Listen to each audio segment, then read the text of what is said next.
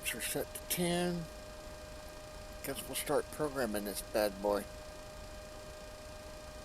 Alright, VOR on, map 40, speed 250.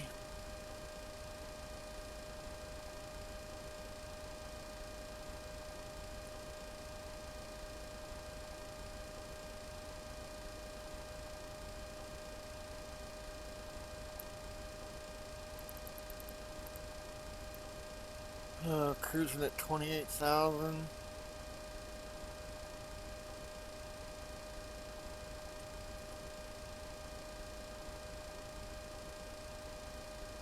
Los Angeles ground, Pacifica 7036 with Juliet, ready to taxi IFR. Pacifica 7036, taxi to And we'll go to our overhead, make sure it's set there as well. 28,000 and then cruise altitude. Taxi 2 and hold short runway 25 right. Turn some lights on. Charlie 7 Bravo, Pacifica 7036. Lights on the overhead? They are, aren't they? Don't need taxi lights. Don't need logo. Yeah, logo on the ground.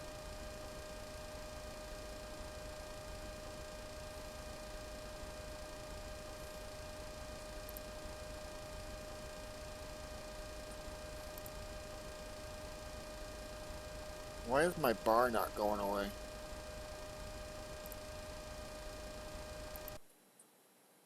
Why is my bar staying active? There.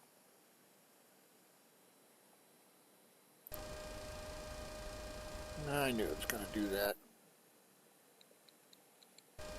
Alright.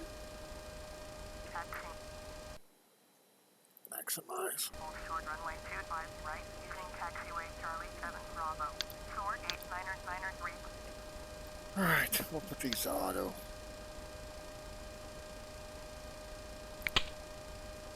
Short 8993, hold position. Caution the Boeing Pmdg on the taxiway. Hold position. Short 8993.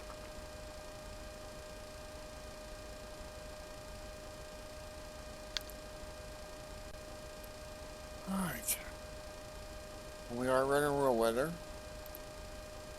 So, set our altimeter by hitting the B key and you'll see the altimeter. We didn't move much. Alright, radio, turn TCAS on.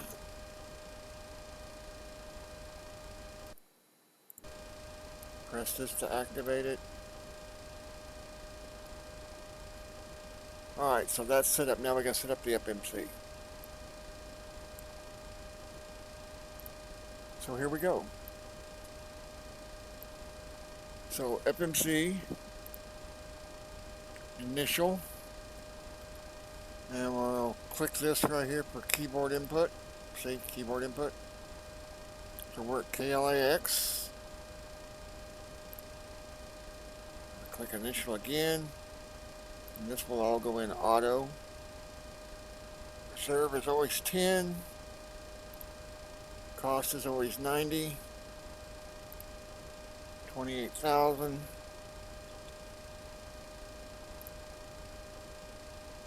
Execute. Then we go to route. And because I imported it, it's KLAX to CYVR.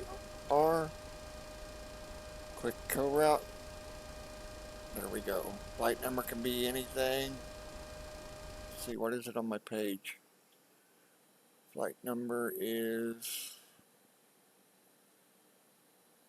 let's see, go to Pilot Center. 555.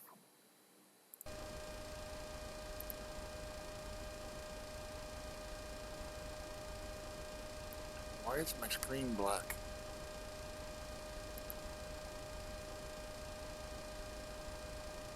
I tell you what, I'm about ready to get rid of OBS.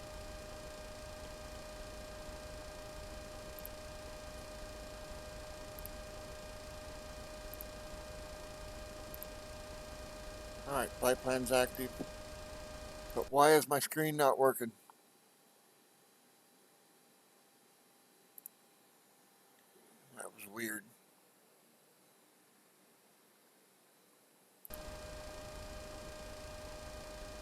Alright, so the FMC's programmed almost. We're going to go to index, takeoff, flaps 10, and then just click these and it will auto set them based on fuel weight.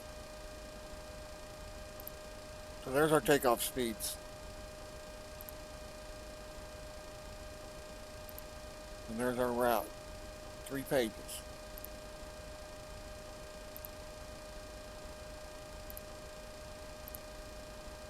Alright guys, so let's set our heading to match our FMC. There we go. First waypoint is 56 miles out. I guess we're ready for pushback. Let's check our control surfaces.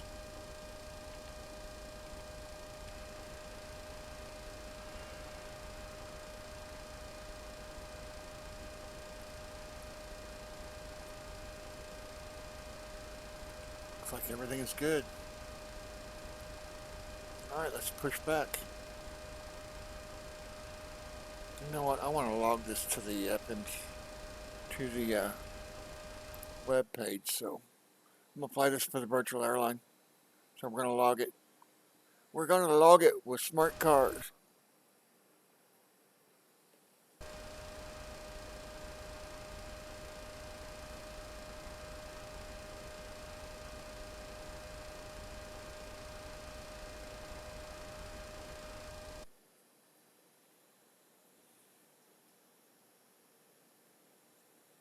So flights.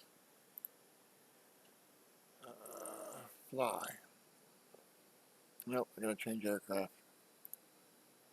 I forgot how to change aircraft.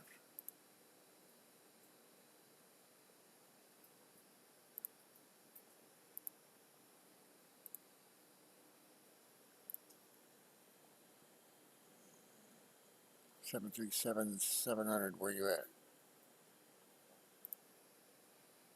And we're flying it on my, so it's other.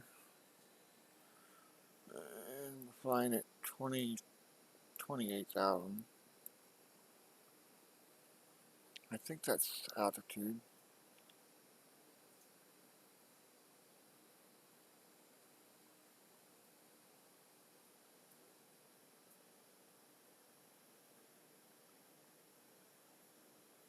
And we'll put the route, which is right here. Put the route in the comments.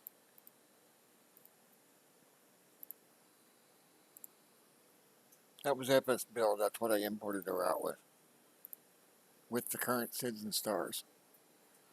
Alright, so we are ready to push back, I believe.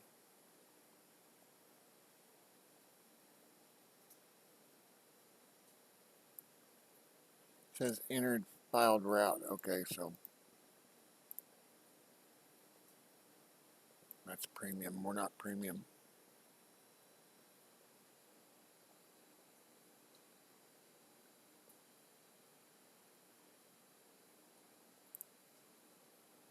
Alright, guys.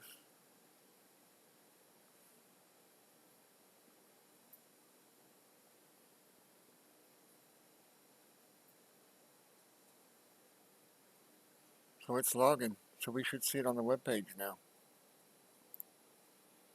So if we go here, there it is. That's a live flight strip. And that's a live map. There's the planned route. That's the planned route.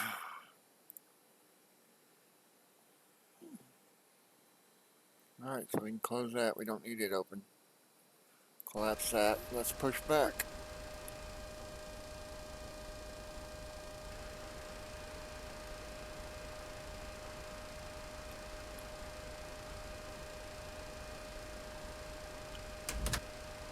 Damn it.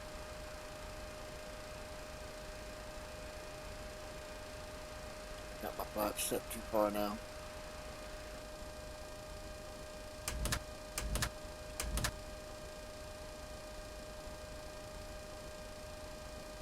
I think one more. I'm gonna wait and see where it stops at. Alright, flaps are going to 10.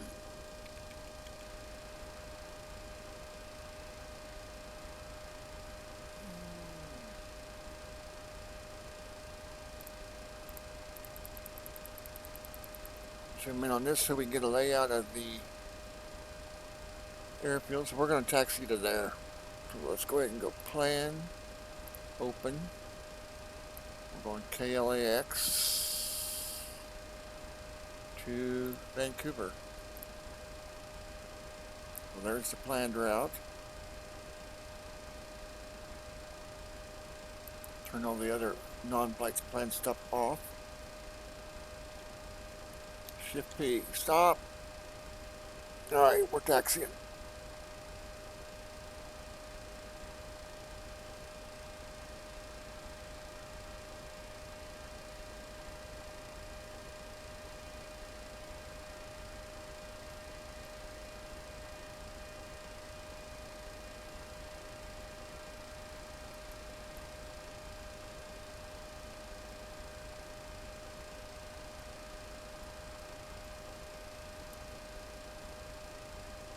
I'm the only one on my server right now, so I ain't got to worry about other traffic.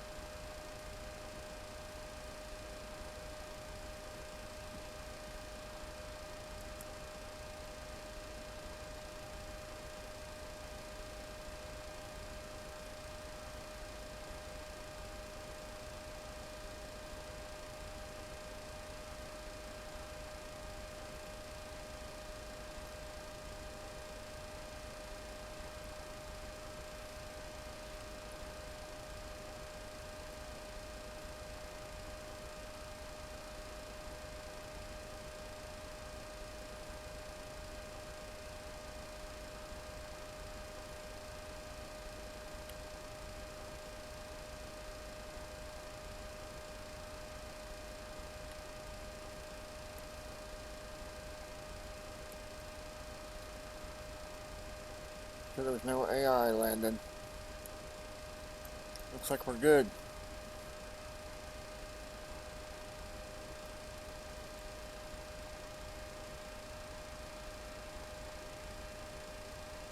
This aircraft is payware, you all. They don't support it anymore, though. When I log flights for the VA, I fly FS9 because it's the most reliable.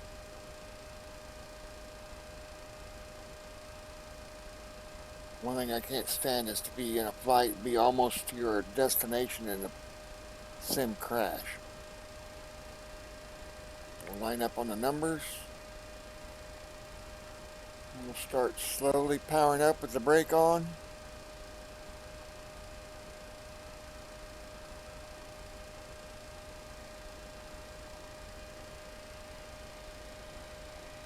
Alright, here we go.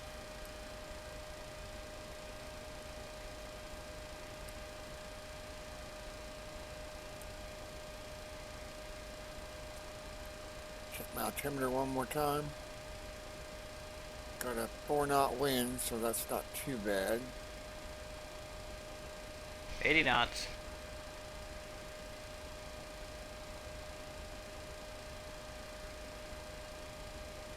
V1. Rotate. V2.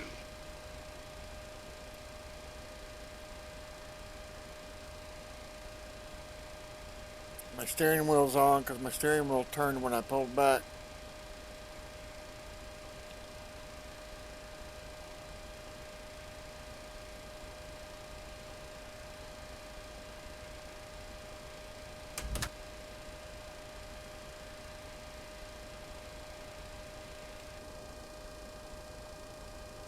Still got a positive rate. Flaps up. Los Angeles Ground. World Travel 1649er. Taxi to the gate. World Travel 1649er. Taxi to gate Golf 3 deep. Using taxiway Hotel Charlie 6. Taxiing to 8 Golf 3 deep. Via taxi Alright, I told it to turn to the heading.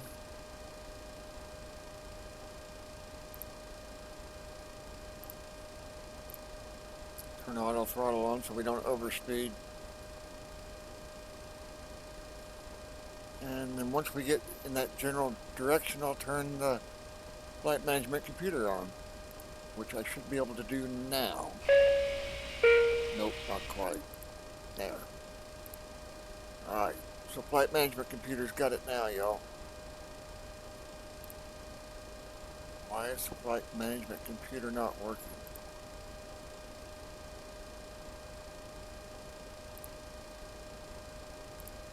There it went. Alright, so flight management computer's got it now. Flaps all the way in. Gears up and locked. Gear is stowed.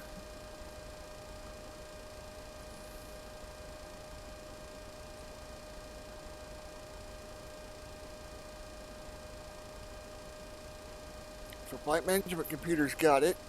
And let's zoom out so we can see. We are zoomed out.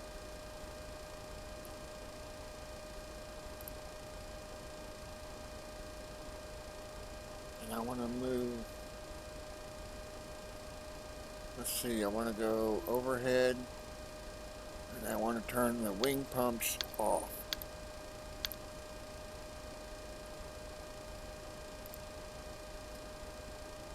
I'm going to burn all the fuel out of the center tank.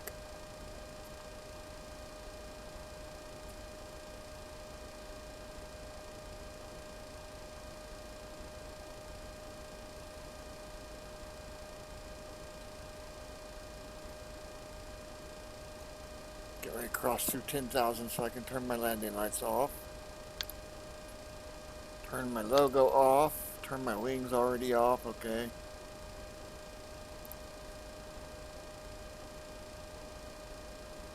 These are all the AI aircraft that are around me. 2,000 above, 2,400 above. He's the one I gotta watch because I'm gonna turn into him in a minute.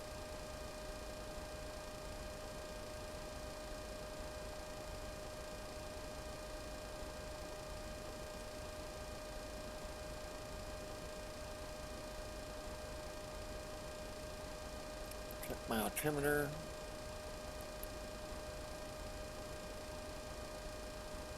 Alright, so he's not going to be a factor. He's moving to my left.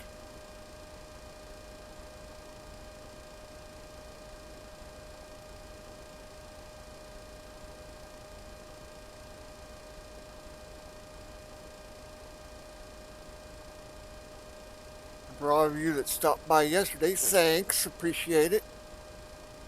Had a couple of hosts, a couple of people dropped in and put new follows.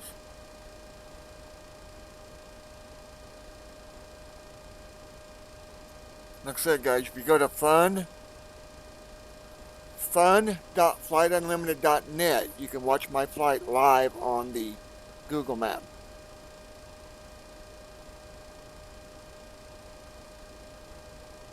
That also gives you my status, my altitude, my heading.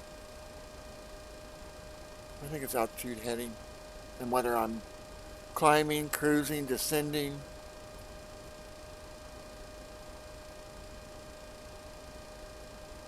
Estimated time of arrival, aircraft type, which is a Boeing 737, which is the 737-700.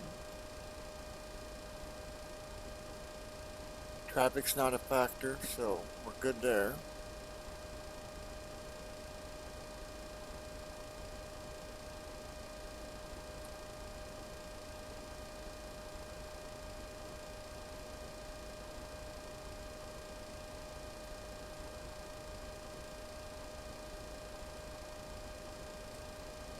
One thing I haven't done is I need to get the landing altitude.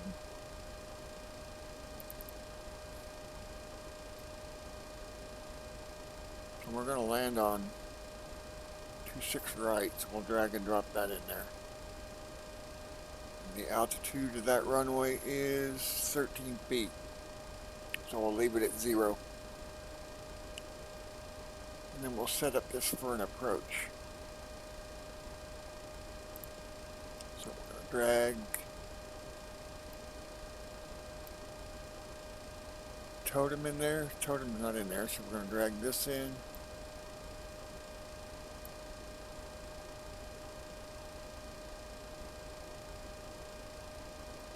Drag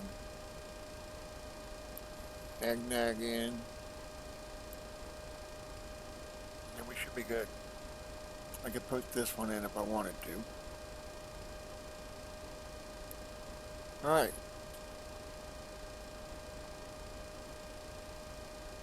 So, now we'll go to the FMC and add these to the FMC. So, Newton, wasn't it? Oh, it's in there. Oh, no it ain't. There's Newton. So G-O-R-E-G.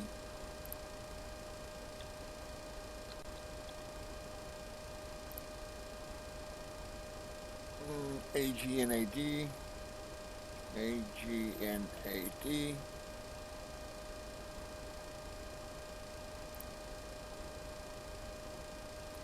Is that T-O-T-I-M?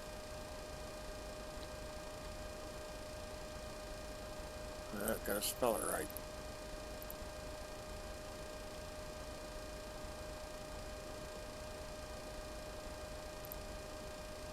Alright, and we're going to cross Agnad at 2,500 feet. We're going to put 180, 2,500.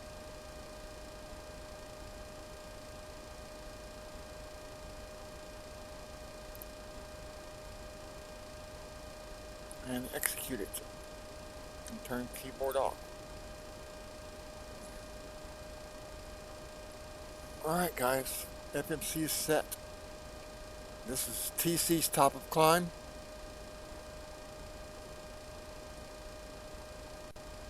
So we can go ahead and push this button back to clean up the flight plan. So it only shows your waypoints.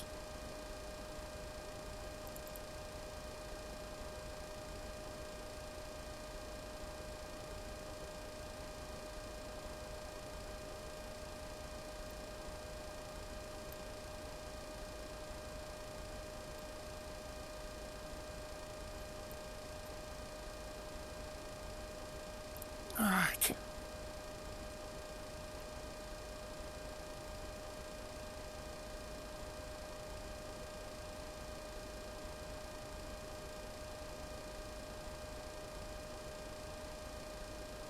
I was gonna move this up so I can see the warning light so it warns me when I'm low on fuel. It was on because I turned the fuel off on the wing pumps. The reason you burn the center tank first, even if a crash, there's no fuel to burn you. Because most of the wings will break off and be away from the plane when the plane stops.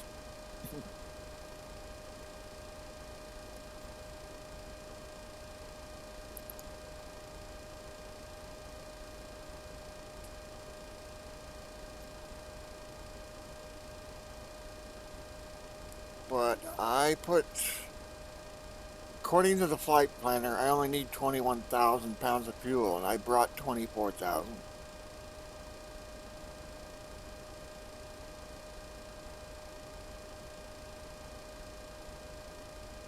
So shall we go outside and have a look? Oh, I gotta check my, what's my outside air temp, 11? Well, there's the FMC turning us to follow that route.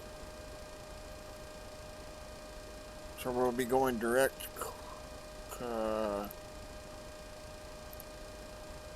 whatever that is, I can't read it.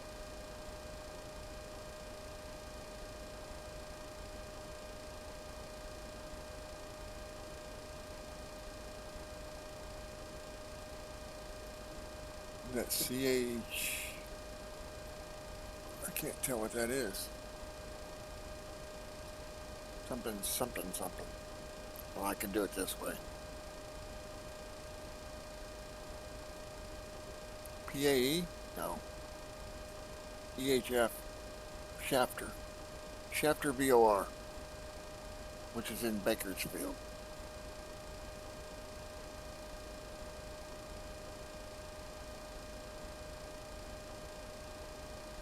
So we already passed GMN. We'll scroll that up.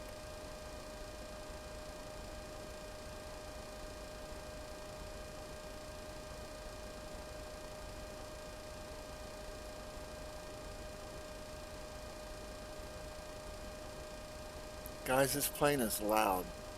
I've got the fan off, but see how loud that is?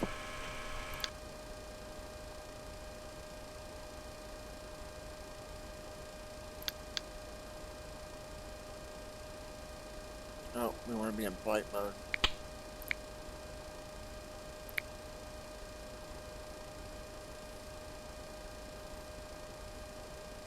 See, and the reason why I didn't set this is because it's in increments of 50, and our landing altitude is 13, so there's no point in setting it. I gotta keep an eye on my outside air temp so it makes I don't need anti-ice. So we gotta get ready to level off at 28,000.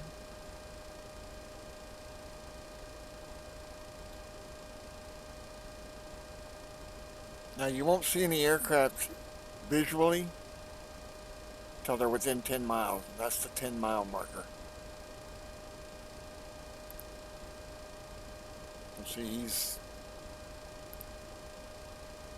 outside of 20.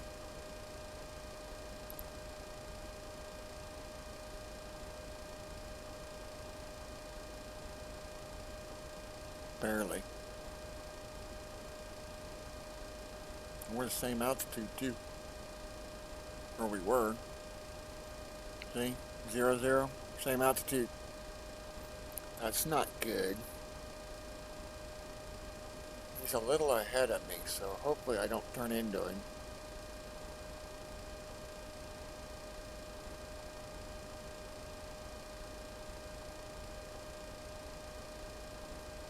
And your altimeter is always 2992 above 18,000 in the US.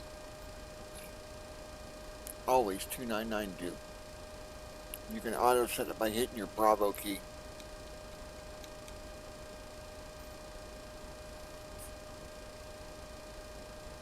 Looks like we're going to stay below freezing, y'all.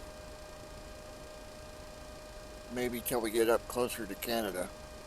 My coffee's done. I'm going to step out of the cockpit for a minute, and we'll be right back.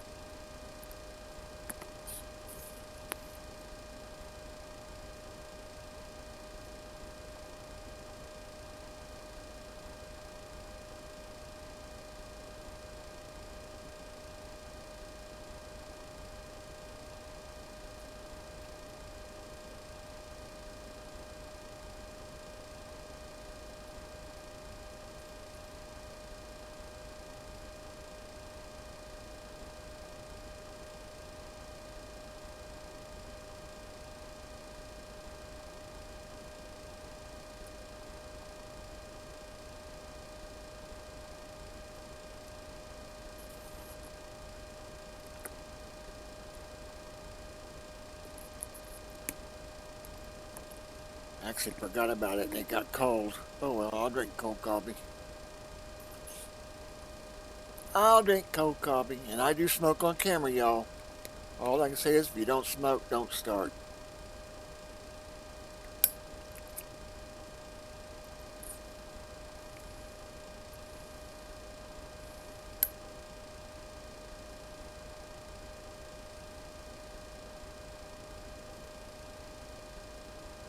Sorry guys, because I archived my videos, I can't play music. Or I'll get whatever they call it, DMCA'd or whatever it's called. Because I archive them on Twitch, and then after 24 hours I upload them to YouTube.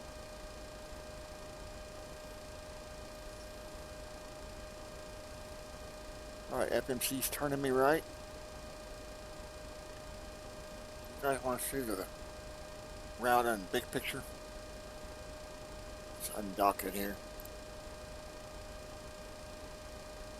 So here we are. That's us right there. So we're direct LMT now. Or no, Pmdg. So we'll scroll down one. And that's in Reno. Get ready to cross into LAX airspace. Or no, we're in LAX. What is, that's Oakland.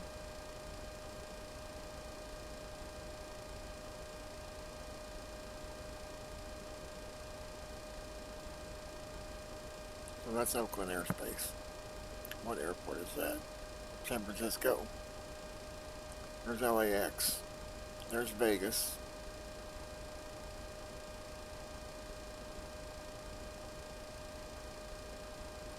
And there's our route. God damn it.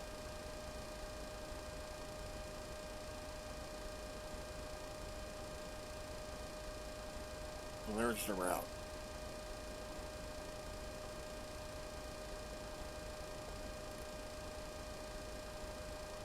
According to the flight plan, it is 2.5 hour flight.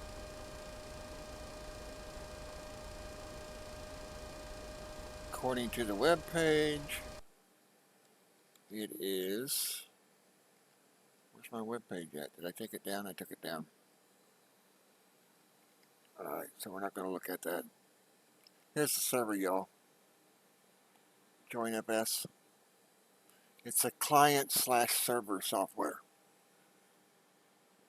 And it's free. And it supports FSX, P3D, X-Plane, and Flight Sim 2020.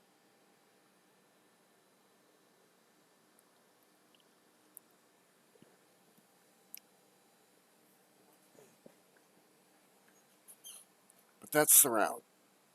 And I normally do that. I normally add that to my command as well. I need to do that real quick. Oh, I accidentally closed it. Let's see. Here's the route. Let's copy this. Copy. Like I said, this is FS Build. This imports into multiple flight sims, y'all. It'll save you a lot of time of programming. And it auto-generates based on current SIDS and stars on the current cycle. And we're in current, what are we, 2108? January, February, March, April, May, June, July, August. What month are we in? September. Yeah, so it's 09. It's 2109 is the current cycle. Year and month. So what I need to do is edit. So command, edit, route.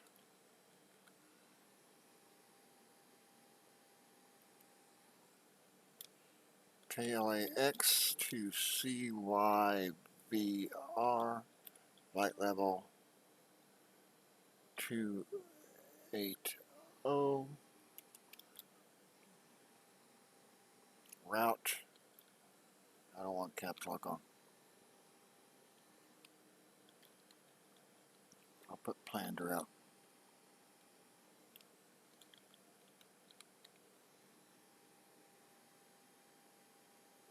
I think planned is 2 ends, isn't it?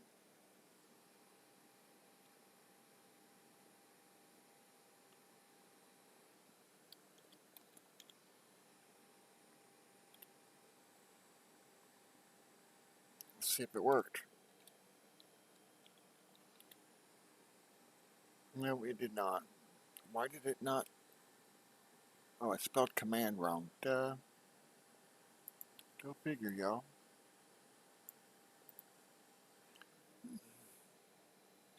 Rather than retype it, I'll just copy and paste it. Control V. And spell command with COMMAND.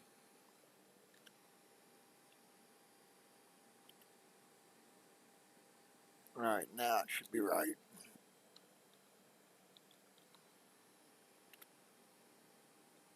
It still didn't. Did it do it? Yeah, it did it. Oh, I forgot to put my aircraft in there. Control V. We gotta put the aircraft. So it's B737.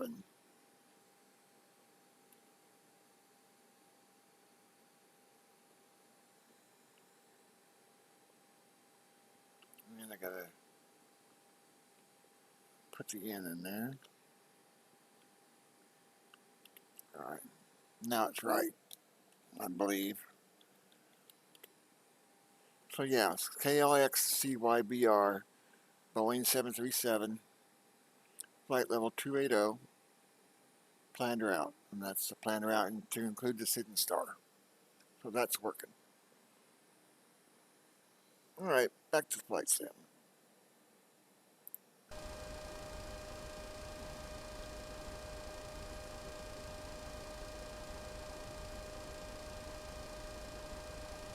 That plane's getting close to being within sight. See if we can see him. So he should be over there somewhere. Nope, don't see him. It's not cold enough to have the anti-ice on because I don't see any contrails.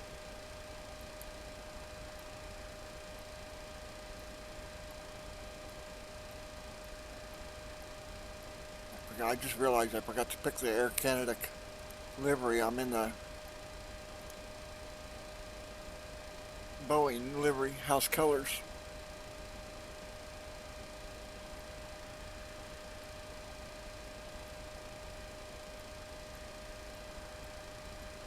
That might be the Pmdg house colors. I think it is Pmdg house colors.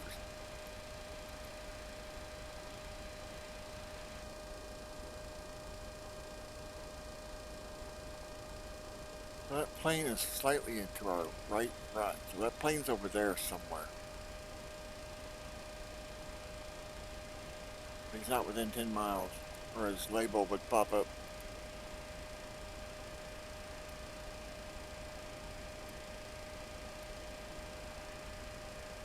Got one below us.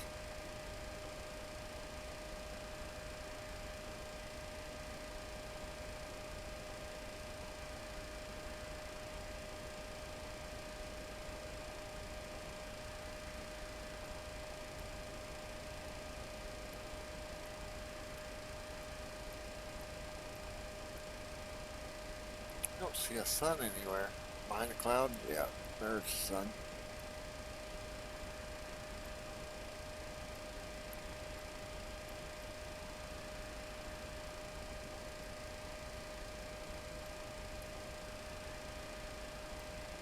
Don't see much at 28,000, do you?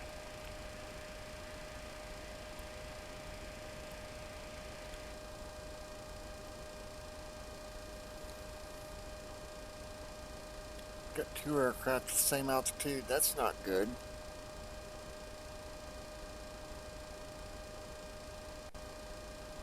That's not good.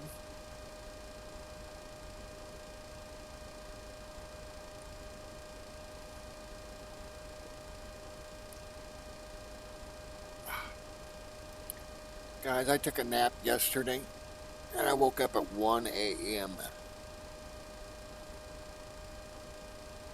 I hate it when I do that.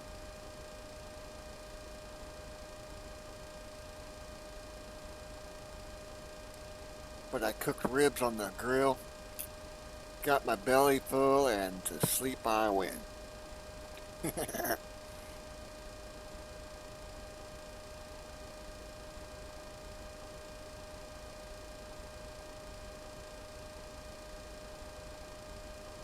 And guys, I'm looking for new streaming software because Streamlabs OBS and Twitch are not getting along right now.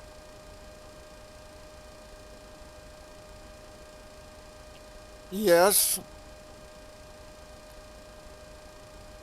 I'm actually paying attention today, Brabs.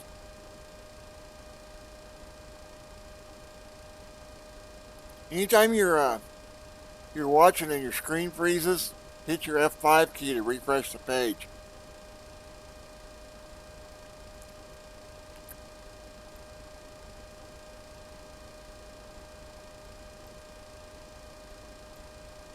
And cheers, by the way. My cam froze? Oh, that's weird. Is it froze now? I'm drinking coffee. You see me drinking coffee?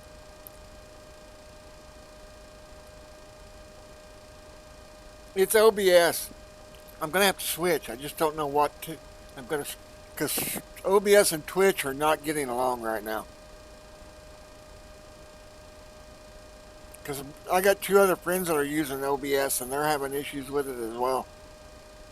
With pixelating, freeze framing. Yeah.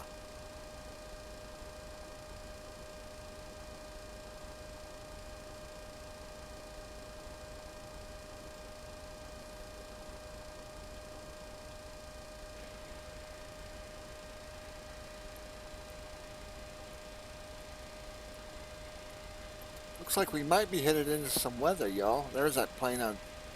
So it's an MD-83. That's the one we're seeing on radar right here. And there's one out in front of him a little.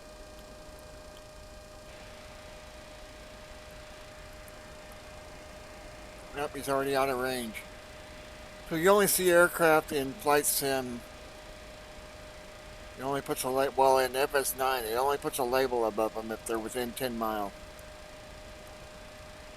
But the radar sees them at 40 miles.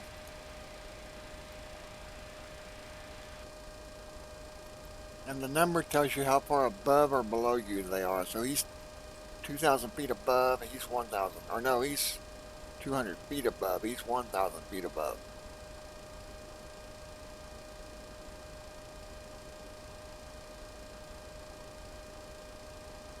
And outside air temperatures +5. So I don't need anti-air. Or anti-air, anti-ice. See how my heading bug getting a little bit of gust up here.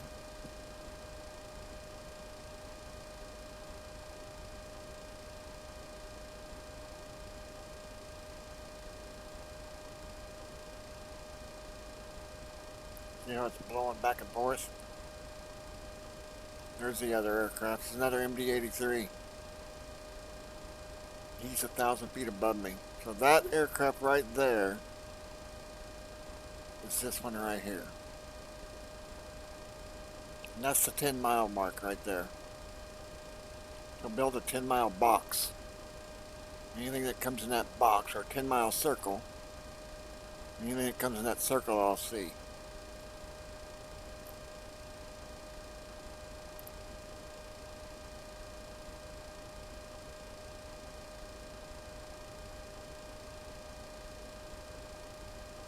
I think if I go to 10 though, he goes off screen, yeah.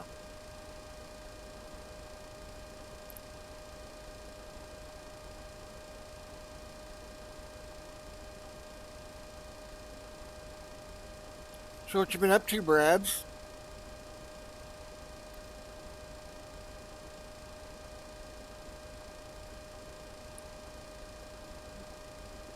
I've been playing Satisfactory and played New World Beta the other day. I like that game. That's going to be fun. Since how I don't play World of Warcraft anymore.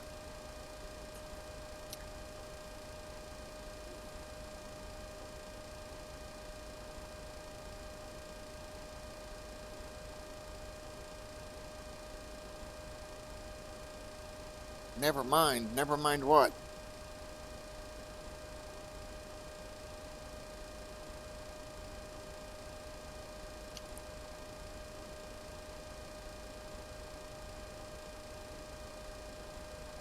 Oh, not much. Okay.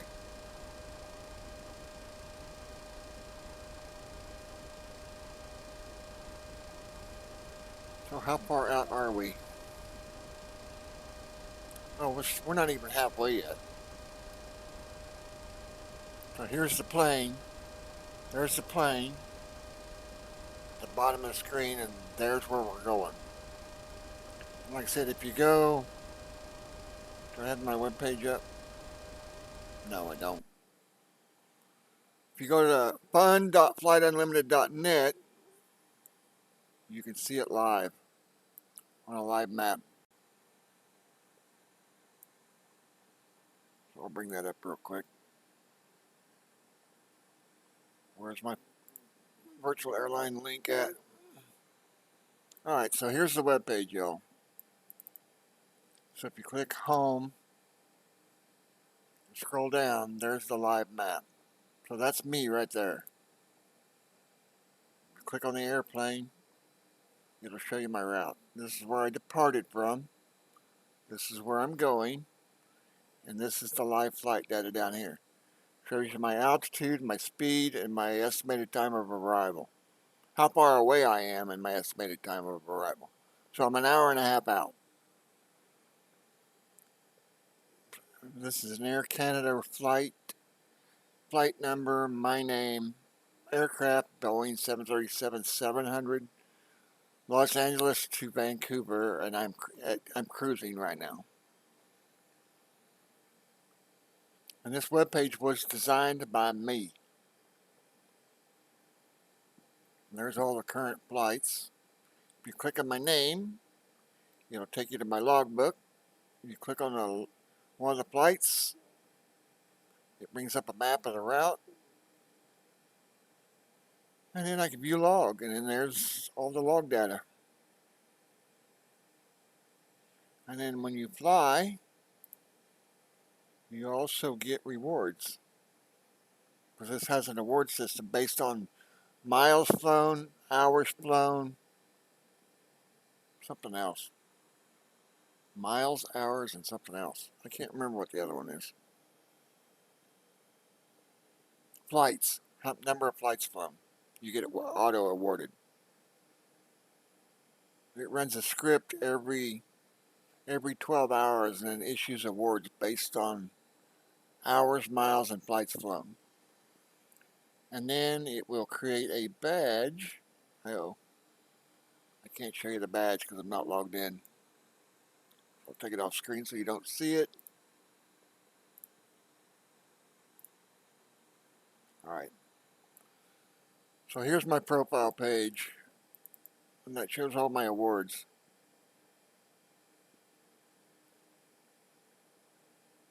Grease landing. Gold means you landed at under 25 feet per minute.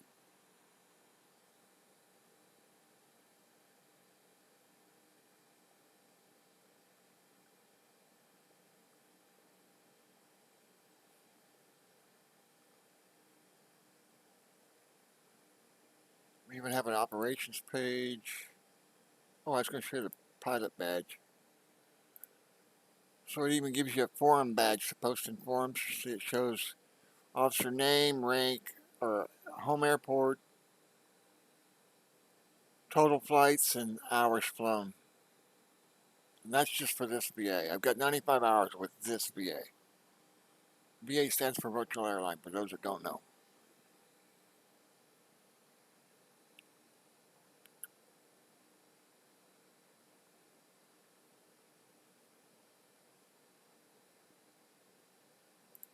Am I going to take that link down? My FS host server is not up anymore. So I need to delete that page. Need to take that page out. Let's see, what else was there? Flight plans. Oh, flight plans. Cargo ops.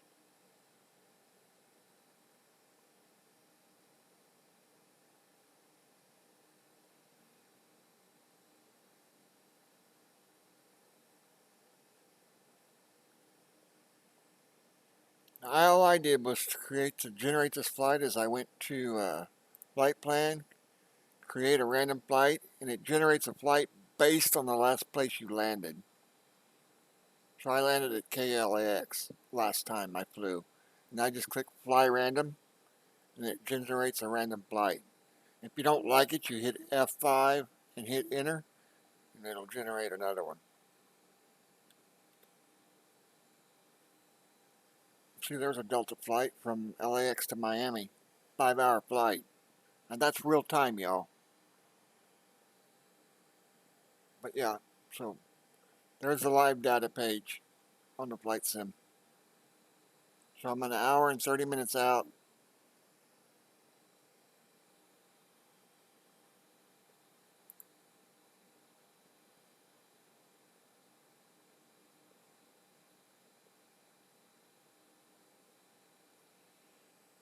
Google Maps ain't free no more, people. You gotta pay to have the data, to have this live data on your Google Maps.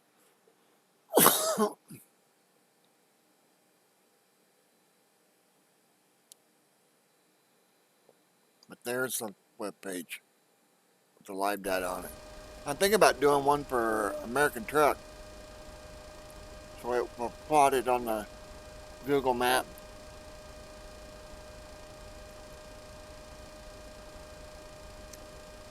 A lot of people, I know been a lot of people wanting me to do it, and I haven't done it. Alright, back to the flight. Ooh, what is this? Look at these clouds below me. I'm at +2. I probably ought to turn some anti-ice on, just in case. Our anti-ice is on.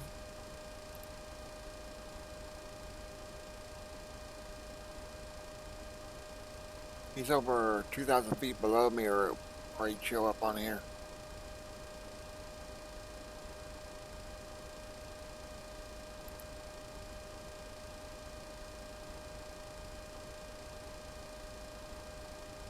Those clouds that rolled by were kind of cool.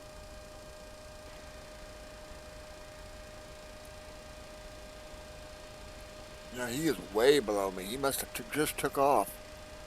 Oh.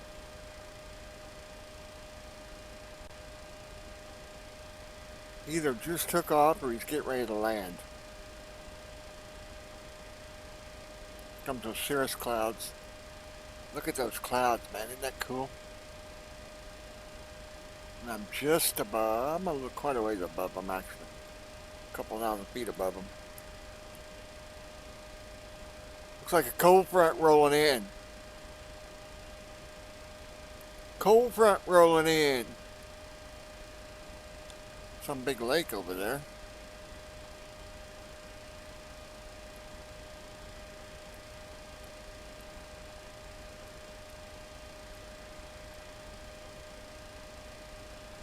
And I'm running ultimate terrain, so it actually indents the lakes and stuff.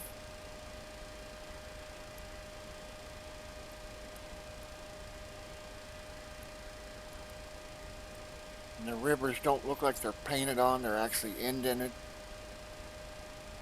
It's not zooming me in. Why are you not zooming me in?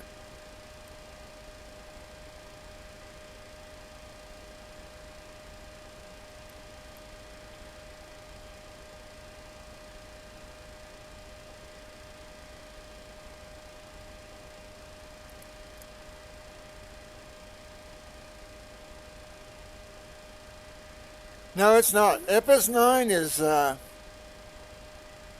it's low end. It's low. It doesn't use a lot of CPU.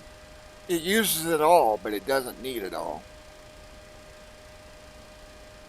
I uninstalled Microsoft Flight Sim 2020 because it's junk right now.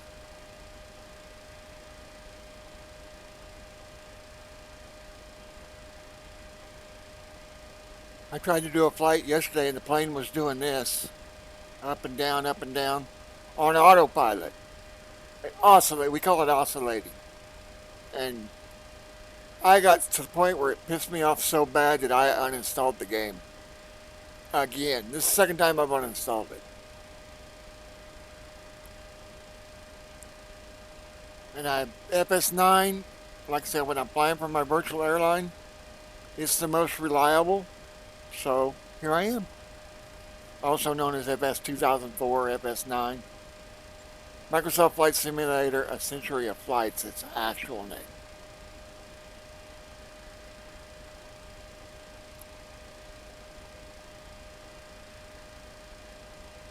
And I've got the graphics maxed on this.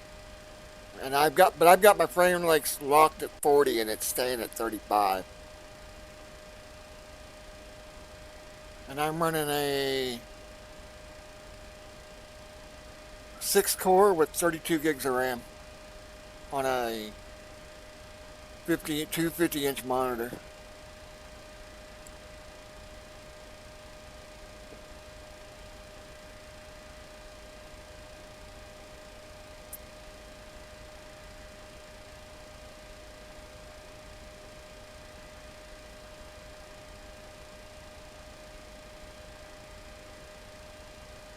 Now this aircraft is actually, I'd actually get better frame rates if I wasn't in this, if I was in a default plane. This plane, the gauges in it have a real-time refresh rate, so it actually pulls down on your frames, because these are constantly updating. These are live. These don't update every 5 seconds. They update live. And that pulls down on your frame rates.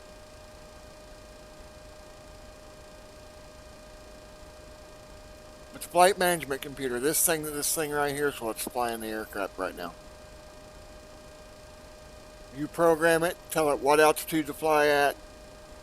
So I could tell it, if I wanted to, I could tell it to cross this waypoint at 4,000 feet. It would descend and cross it at 4,000 feet. I mean, it requires some input. I mean, I'd have to turn my altitude thing down to 4,000 feet.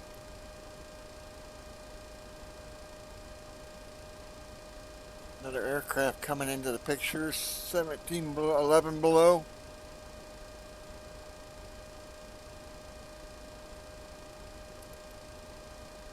Oh, I am about out of fuel in my center tank. I need to flip my other one back over.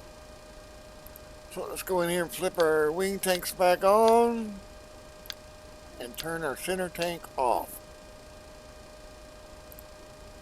Alright, so we're not pulling fuel from the center tank anymore. I would normally go ahead and let that burn down to like 100, but I don't want to forget. So I just went ahead and turned it off.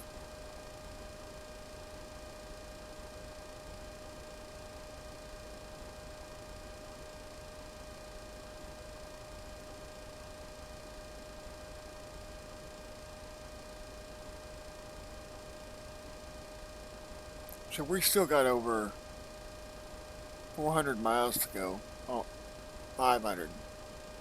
I can't read that anymore, guys. I don't have my glasses on because I broke them. The VA sent me a pair and I never got them. So 183, 318, 29, 38, 13, 15, 16, and 10. So we're ways out yet.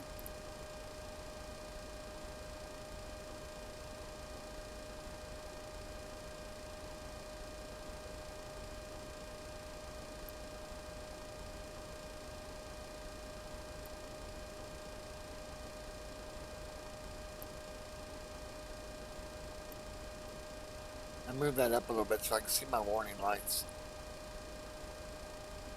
See my warning lights. So the flight management computer is going to turn us here in a minute. It's going to turn us on this heading.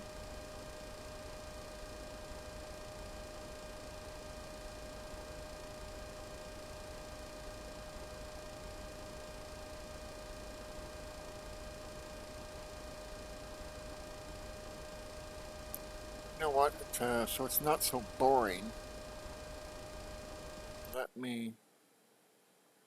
I don't remember how to bring up I don't remember the command to bring up the ATC window.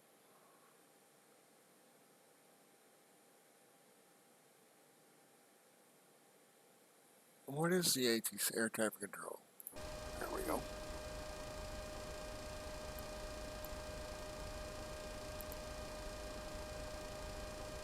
It's not giving me any options. It's broke.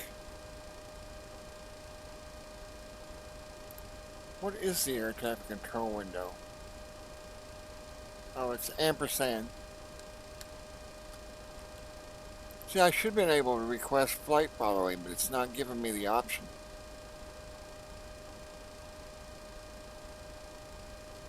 And like I said, we are running real weather. It's called Active Sky. Active Sky Evolution.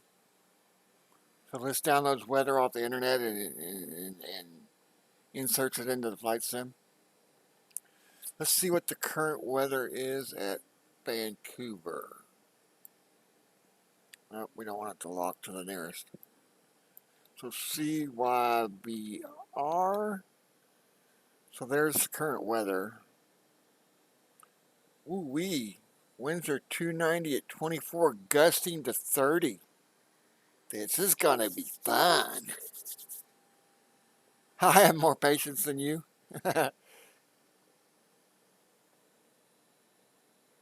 I'm actually watching TV on another monitor over here.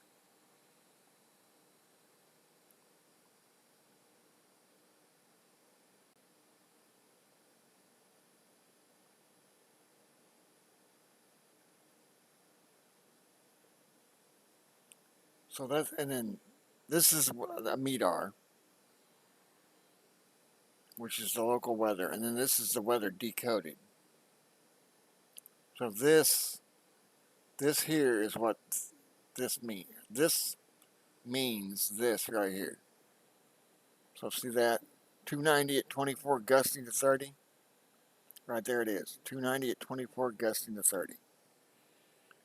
Visibility is 10 miles. Clouds scattered at 6,500 feet. Temperature is 12 Celsius. Dew point's 8. That's this, right? I don't see, where's the... I don't see the dew point in the line. There's a dew point right there. That's the altimeter.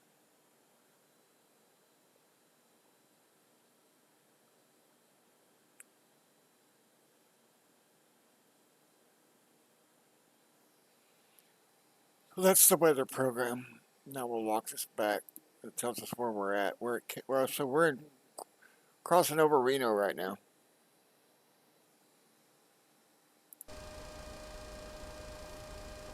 Or near Reno. Or Reno's the nearest weather station. Well, it's kind of hard to wreck one when you got it on autopilot. And this plane will land itself. It's Cat 3, so it can land in 0 visibility.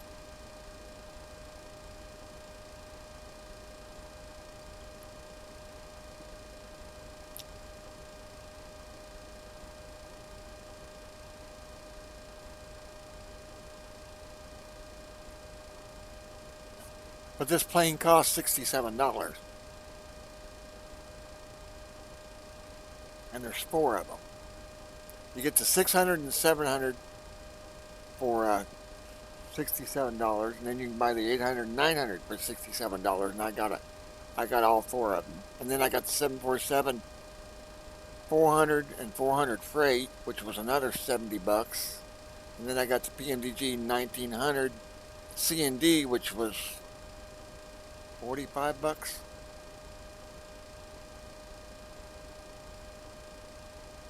And then I got the Captain Sim C-130. I don't remember what I paid for that though.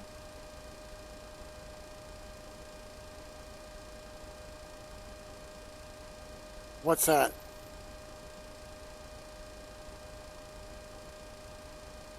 This is a payware plane. You have to buy, but this plane is based,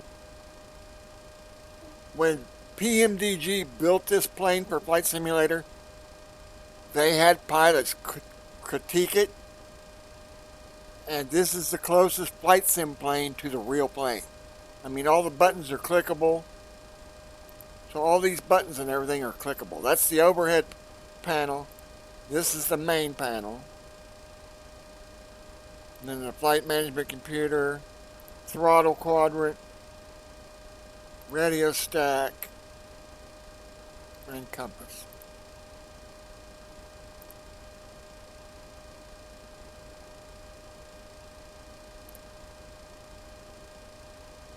So this is the closest simulation plane to the real plane.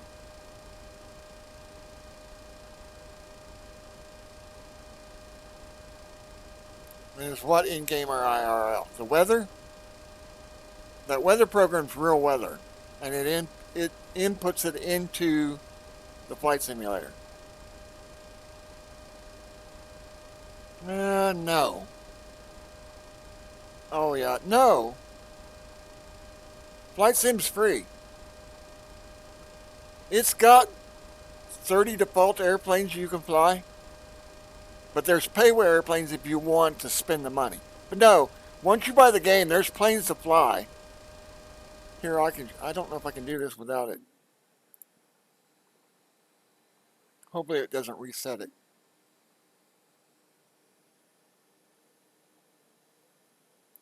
See, here's all the aircraft that are default. So it's got a bunch of aircraft in it.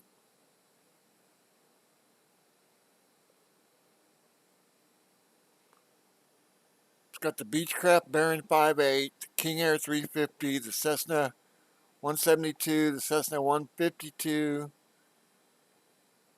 some of the older aircraft, the de Havilland, the Douglas, Extra, the Ford, the Lockheed, the Mooney, the Piper, the Robinson, the Bell. So yeah, it's got aircraft in it.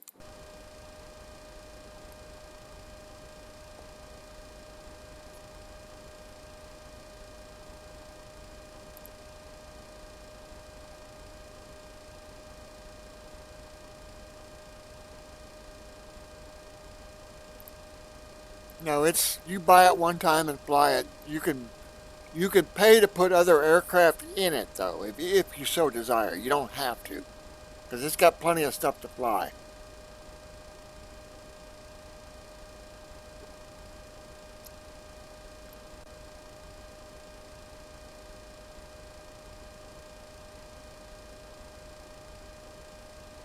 But I bought this plane because I used to fly on VATSIM, which is a air traffic control network for flight simulator.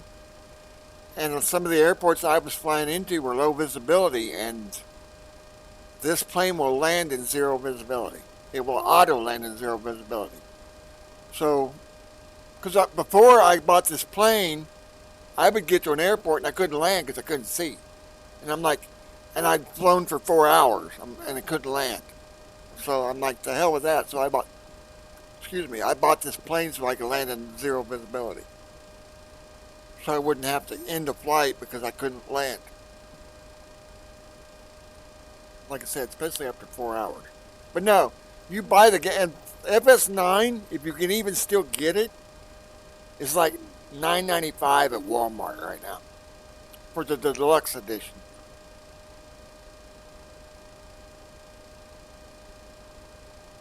It's called Microsoft Flight Simulator: A Century of Flight. And it's 10 years old. No, it's older than that. 15 years old. It came out in 2004.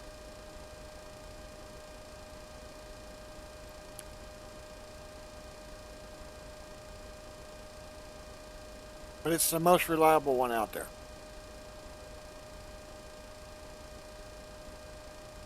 I don't even know how much. There's a FSX Steam Edition. I don't even know how much it even is anymore. It's pretty good. And then you got X-Plane, P3D. P3D is FSX. They just it's licensed under a different name. Lockheed Martin licensed P3D from FSX as a training tool only, but everybody's using it as a flight simulator.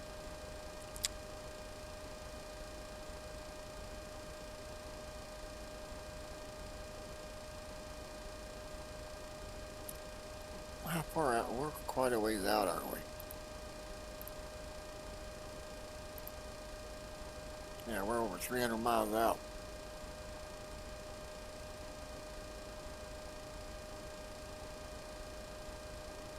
Almost 400 miles out.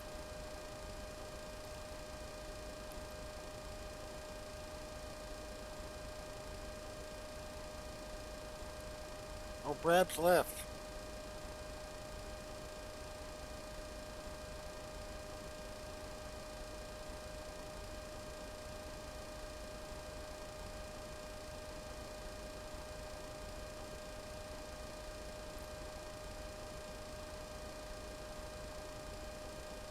Good thing I turned my anti-ice on because the temp's down to 0. I figured it would once I got closer to once I got farther north.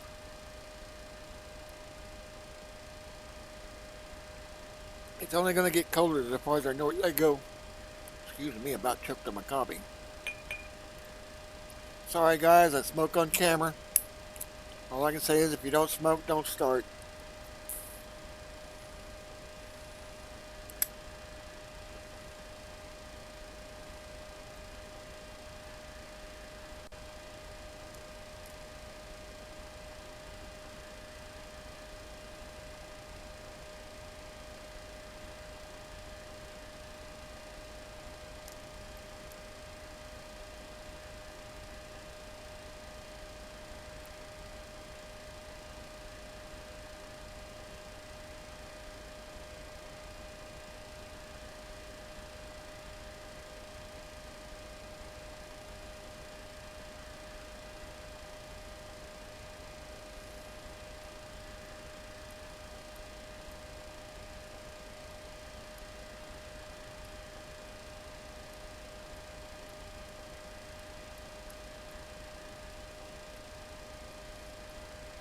I think that's smoke haze, guys, from the fires.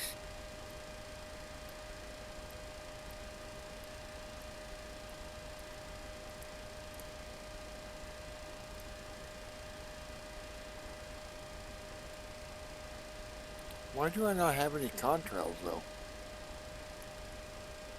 I should have contrails.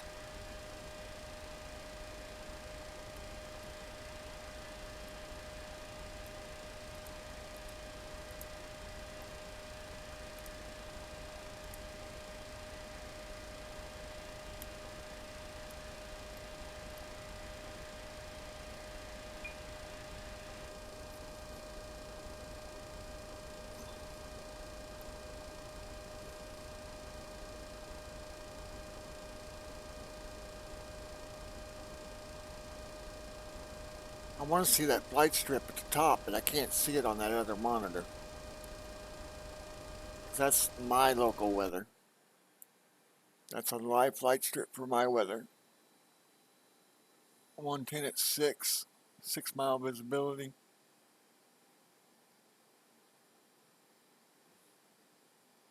Barometer's rising, y'all.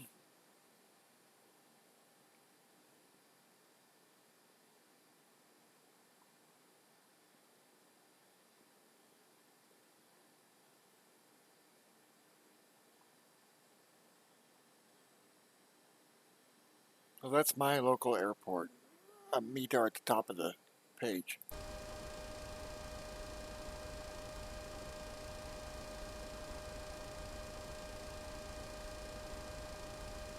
Oh yeah.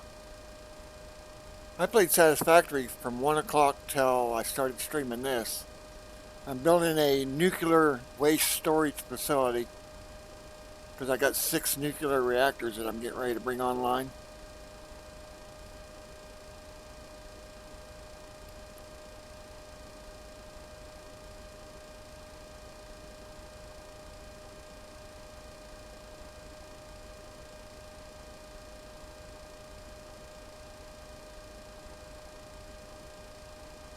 But I gotta clean up my nuke facility because there was some stuff I was going to manufacture that I can't get rid of, so I'm not gonna do it, so I gotta go in and clean it up. But yeah, Satisfactory's pretty fun.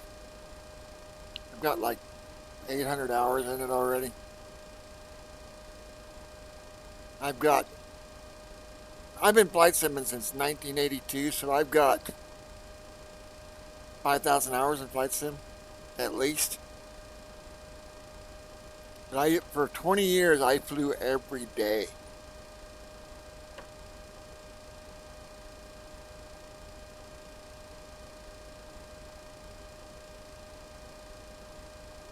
And then I took about a year and a half break, and I'm just now starting to get back into it. I see some weather clouds out in front of me. I see some weather right there.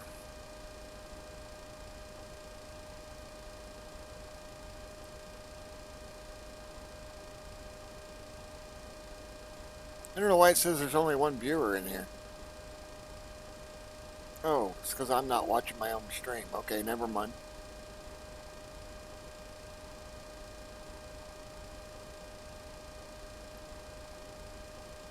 I'm thinking about playing some PUBG today.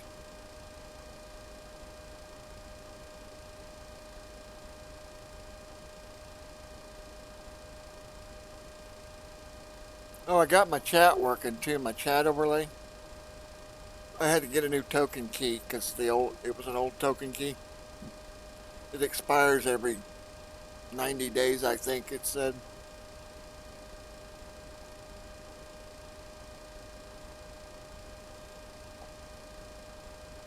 I don't have it running right now, but I got it working.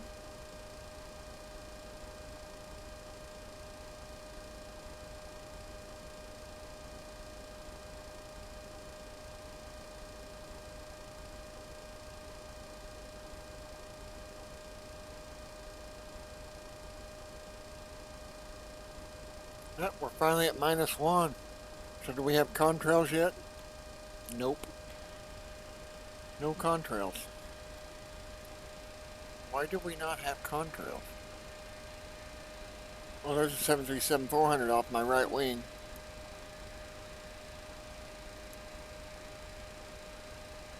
Is he on my TCAS? He's not on my TCAS, so. Unless that's him right there.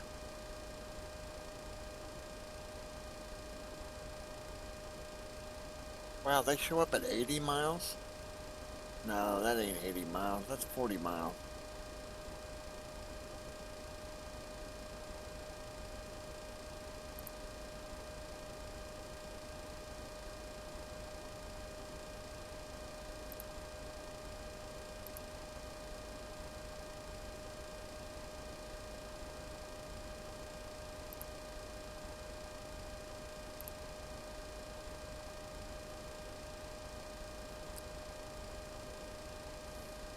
And we're back to 0 again. On the outside arrow, back to -1. Can't make up his mind. Okay, man. Be safe. Tell the missus I said hi.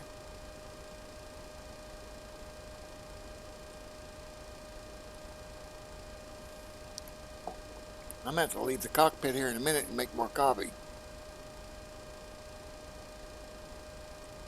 I might do some iRacing today. I need to get my license. I am one race away from getting my Class B.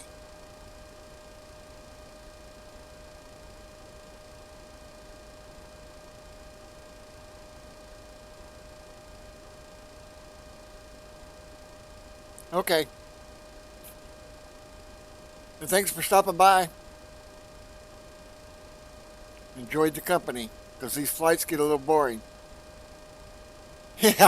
Yeah. Need a good stewardess so I can join the Mile High Club. Oh, yeah, he went there. Nightmare! What's up? Thanks for the raid, buddy. He's a Team Sexy Stream Team member. Go check him out, y'all. And thanks to the raiders that came with him. Appreciate it. This is FS9. I'm doing a flight for my virtual airline. I'll bring up so you guys, because here's the flight tracker. And I'll show you the live data on the actual webpage. And I'm actually writing one for American Truck. Come on, move over here. This is called Smart Cars, but it tracks your live data and it puts it on a web page, which I will show you all. And this web page is my design. It's not one to drag over. So here's the live data page. Up and up.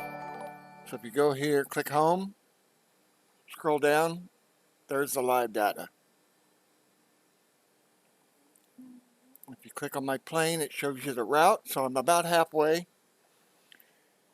And then this shows the airline that I'm flying for, or the livery I'm flying for. There's their flight number, pilot name, aircraft, Boeing 737-700, flying at LAX to Los Angeles to Vancouver. I'm cruising.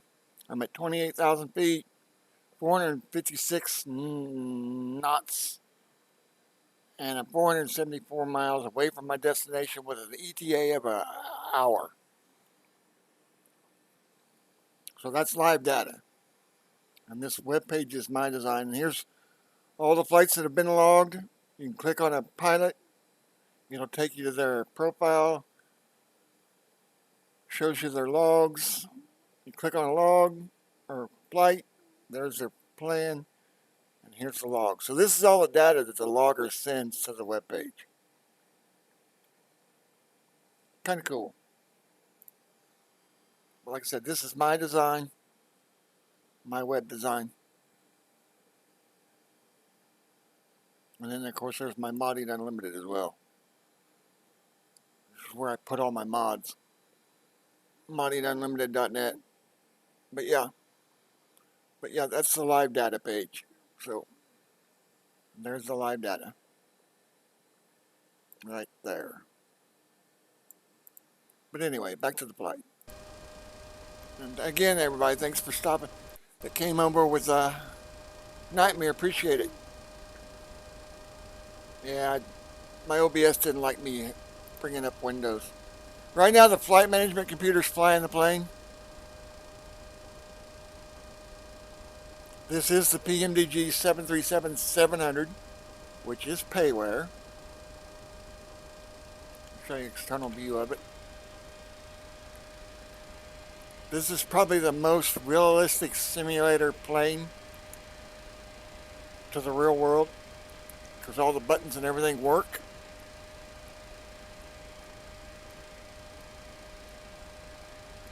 Ooh, look at that weather system over there, would you? That looks like that could be nasty.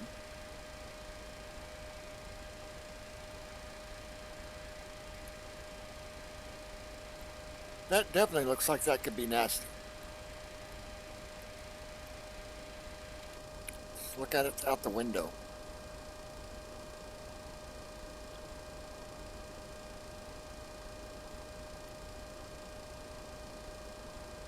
All the way out and in one. All the way out in one. So there is the main panel, zoomed panel, approach panel, landing panel. I prefer zoomed because my blind ass can't see. There's the FMC button, the overhead, and all these buttons are clickable, everybody. Uh-oh. Then you got the throttle quadrant, the radio stack, and the compass. But yeah. And this is real time, so if in the real world, if it takes 4 hours to do a flight, it takes 4 hours in the simulator. So it's 1-to-1. Now, if for some reason you get in a hurry and you have to go do something, you can speed it up. There's a simulation rate in here somewhere. Right here it is. The logger will log it, still log it, as long as you don't go above 4x.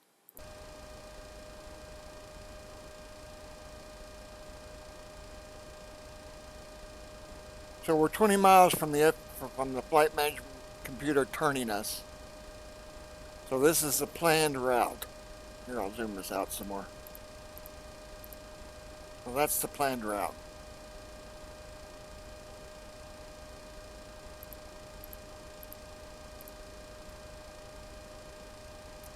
Flight management computer tells it what altitude to cross it at, 28,000 feet at Mach 7 something. I can't read it because my blind ass can't see it. Yeah, for some reason, guys, my raffle quit working. I need to take that out.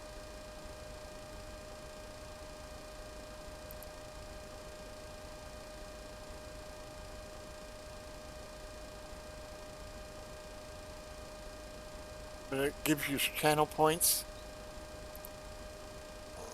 And the channel points are used to buy tickets for giveaways. Like 100 channel points, you can buy a route. You can buy a giveaway ticket.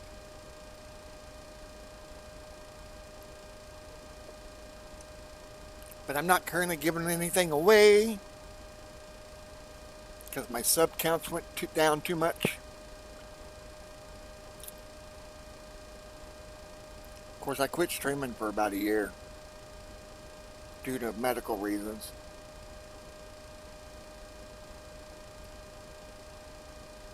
So we're 300 miles away from our next waypoint.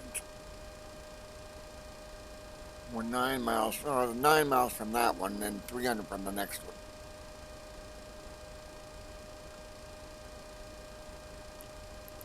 And this is based on the current Citizen Stars cycle, which would be 21's the year, and then the month is 09. So the current cycle is 2109. You can go to Navigraph and get this current cycles. Now the new flight sim's got the cycles built into it. Yeah, they have.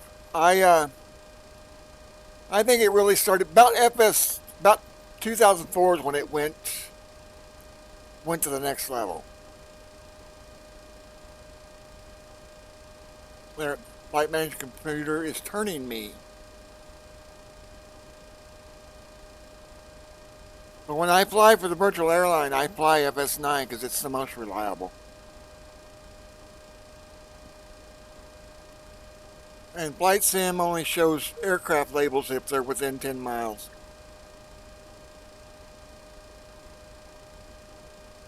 Well, that's why we're seeing aircraft. They're within the 10-mile circle.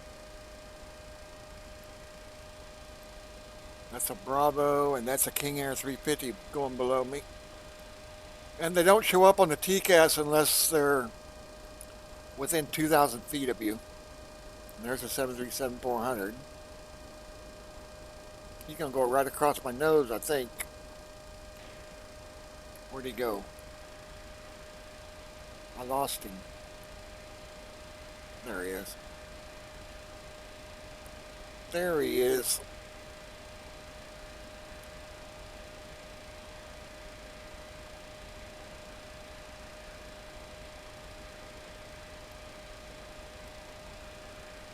Yeah, I used to fly and control on BatSim, but BatSim got to be too much of a stickler about stuff and I quit doing it. I controlled out of Kansas City International. I've got 1,000 flight hours on BatSim and 250 air traffic control hours.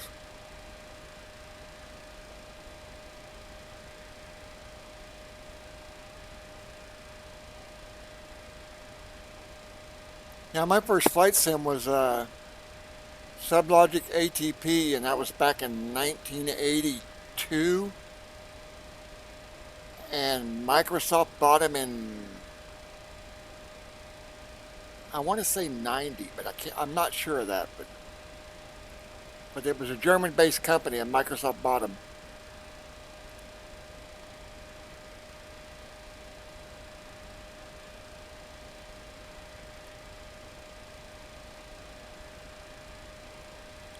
All right, Nightmare, thanks for stopping by, and thanks for the raid. We appreciate it. Team Sexy, baby. Stream team.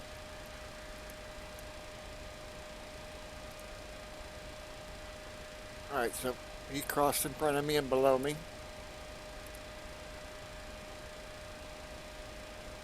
I keep trying to use my mouse wheel to zoom. This is not 2020. All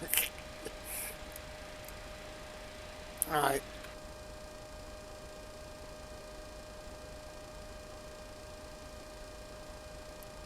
I've turned my center fuel tank off, so I'm not burning fuel out of the center tank anymore. Got my anti-ice on.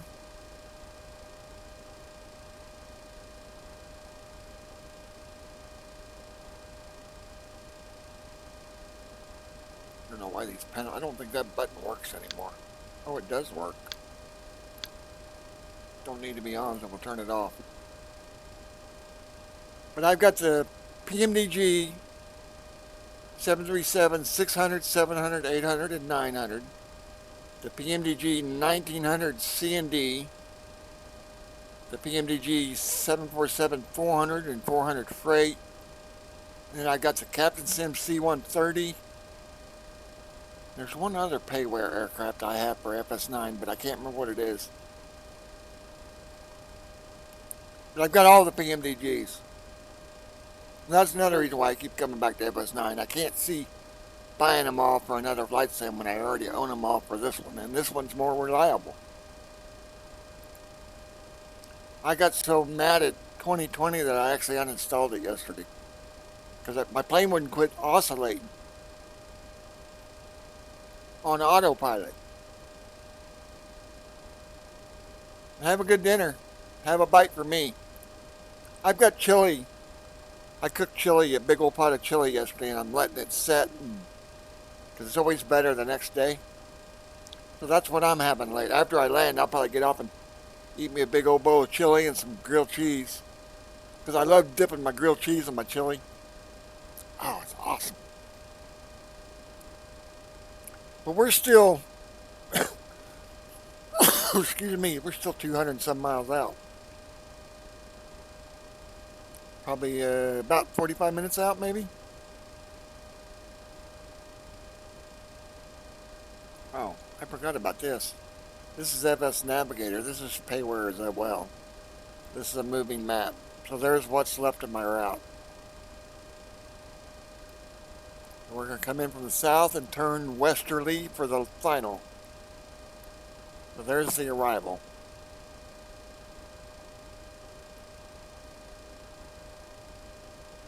And I set that up wrong. I told it to cross Agnat at 2500 and I want to actually cross Newton at 2500. Oh well.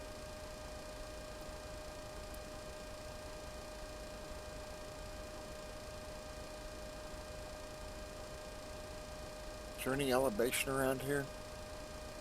Yeah, there is. I got to keep this elevation in mind as I'm coming in. So it looks like 4,000 feet I'd be safe if I stay above 4,000.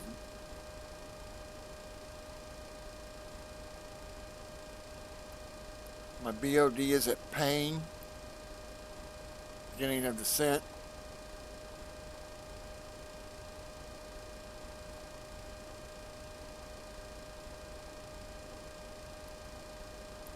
Alright. Guys, you can connect to multiplayer on this as well. Right now I don't have a FS9 server running right now because I lost my router, so I can't port forward. As soon as I get a new router, I'll bring the FS9 server back up. I still have, now my Join FS server is up. It's right here. This is the Join FS server. And it's called Flight Unlimited Network, right there.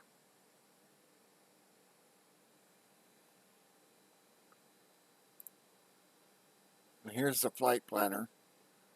This uses the current cycles to import flight plan, to build flight plans based on citizens, the current citizen stars.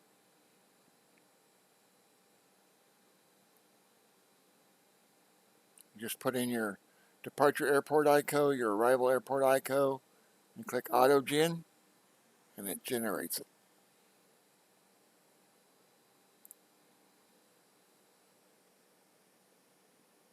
And that's called FS Build. Alright, F9 key to take the map down. Guys, I'm going to have to step out of the cockpit for a minute and take a little break. We'll be right back. And again, thanks for stopping by.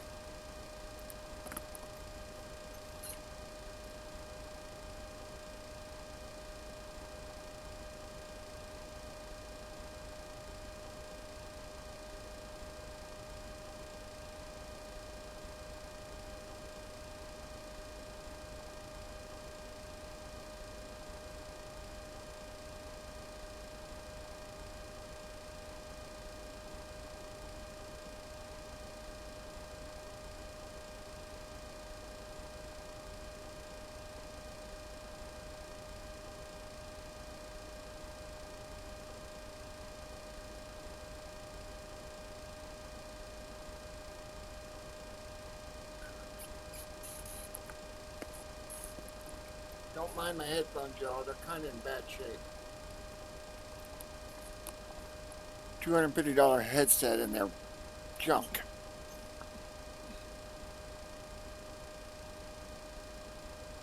I won't make that mistake again.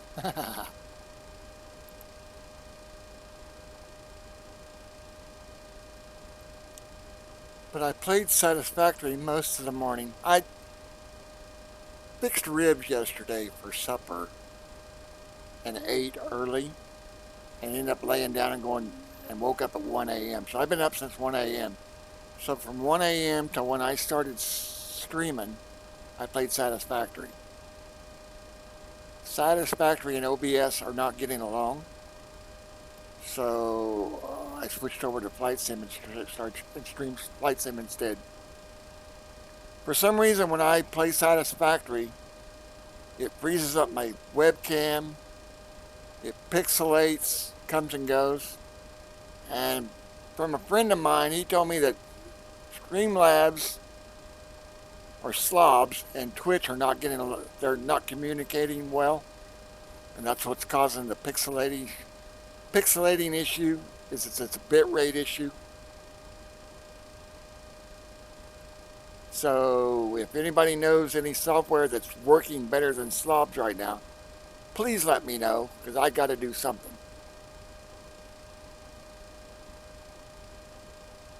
On Satisfactory, I built a nuke facility, and in Satisfactory, you can't get rid of the nuclear waste. There's no way to get rid of it. So you have to build a storage facility, a large storage facility to store it. So that's what I'm currently doing. And it's kind of boring, because all I'm doing is building storage containers and stacking them, and then a long conveyor belt. I'm about half done, and I think I've got, there's 6 in a row, and there are 3 high. And I think there's 40 rows. So 240 storage containers is what I'm building right now.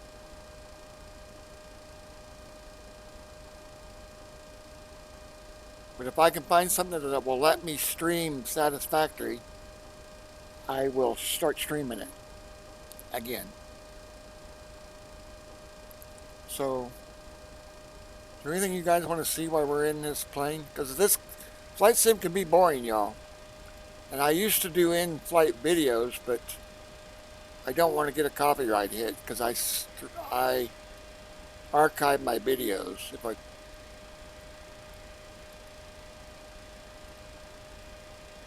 And we also run ultimate terrain, which makes the lakes actually look like they're in the ground and not painted on the ground.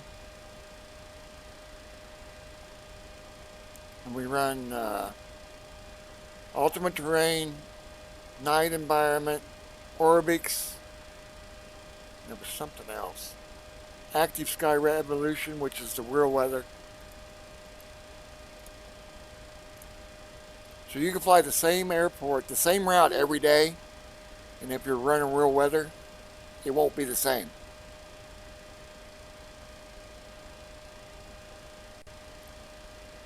Because of weather. Right now, winds at my current altitude are 244 at 56. So they're 56 knots right now.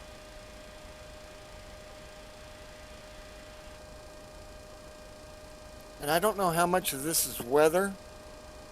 That's weather. And how much of it is smoke.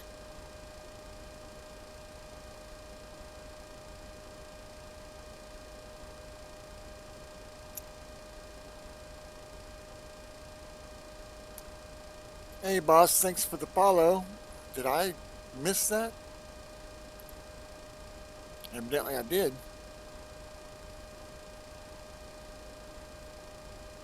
I'm a variety streamer, y'all. I used to play a lot of first-person shooters, but I don't see very well anymore. You know what to say about older gamers? The older they get, the bigger their monitors get. I'm one of those guys.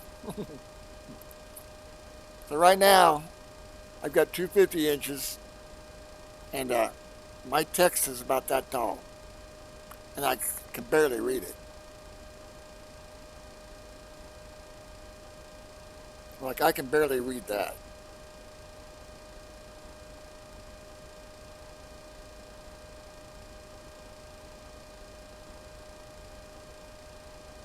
Oh, how far out are we? 211? Well, 211 to that waypoint. So we're 211 to that waypoint, which is Seattle. Seattle.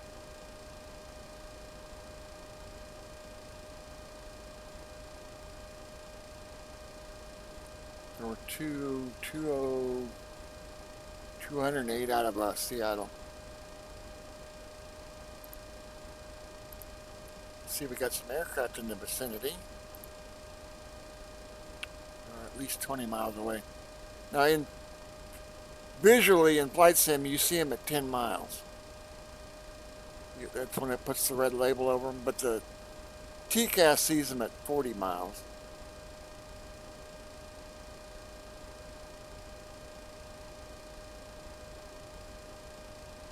Might be farther than that. No, it's 40. Inside, because that's inside 40. There's the 20-mile marker.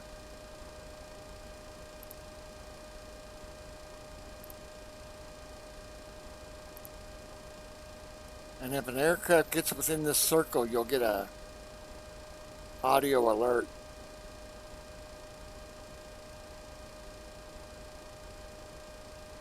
If they're within 2,000 feet of you, you'll get an audio alert. And I mean by plus or minus, 2,000 above, 2,000 below. If they're within 2,000 either above or below, you'll get a warning.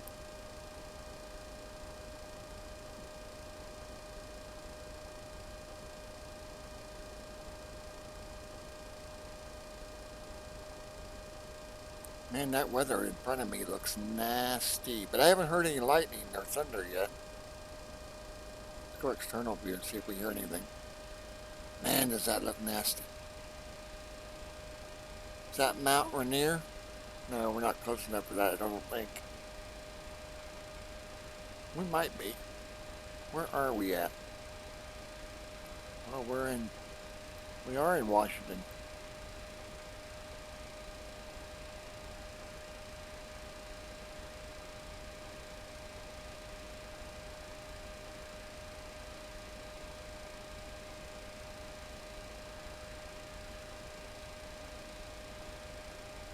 Now this FS Navigator, he doesn't develop it anymore. So you can actually get it for free now.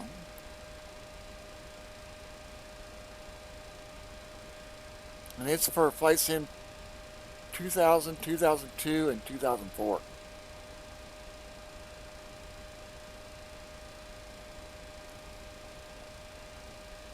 Or it used to be. I don't know if it's specific to 2004 or FS9 is what most people call it.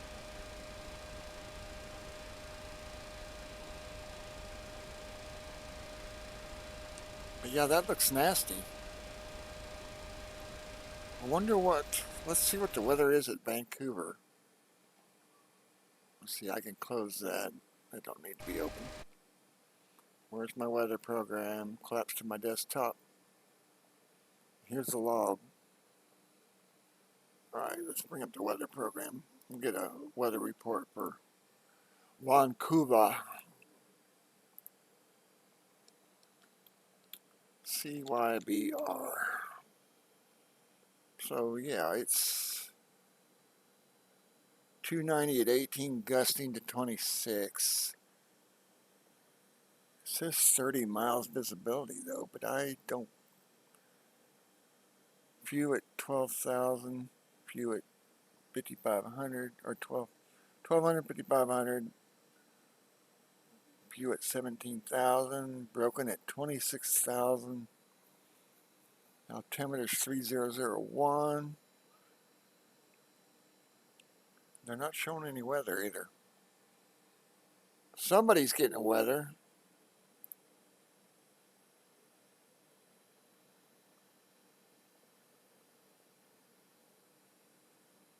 This is not showing weather either.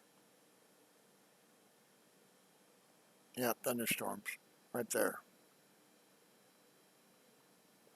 Probability of thunderstorms. So that's KRDM, wherever that is. Oh. Roberts, Redmond, Oregon. It's getting thunderstorms right now. Probability of thunderstorms. Okay.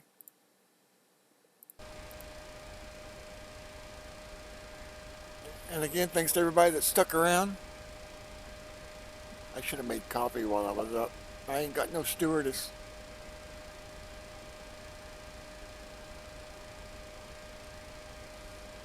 Well, probably what I'll do is land this. Now, we'll take a poll. Do you guys want to see it auto land or do you want to see me land it? Because this plane is Cat 3.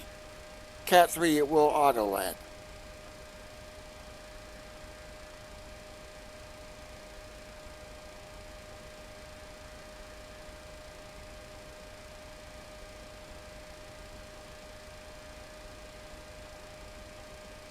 Yeah, we definitely got some weather.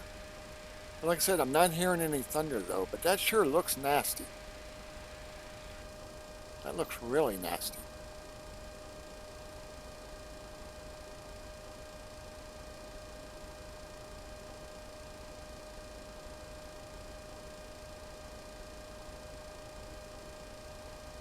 Looks like I brought plenty of fuel.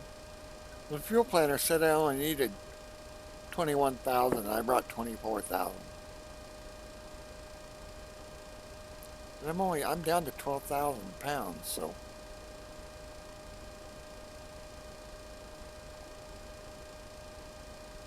I burned all the fuel out of the center tank first by flipping. See, I've got the fuel center tanks off right now. What I did was I flipped the wing tanks off and flipped these on. Then flip the wing tanks off and burn all the fuel out of the center tank. And do that in case of a crash. That way you ain't got no fuel to burn. And the wings hopefully will break off and burn somewhere else.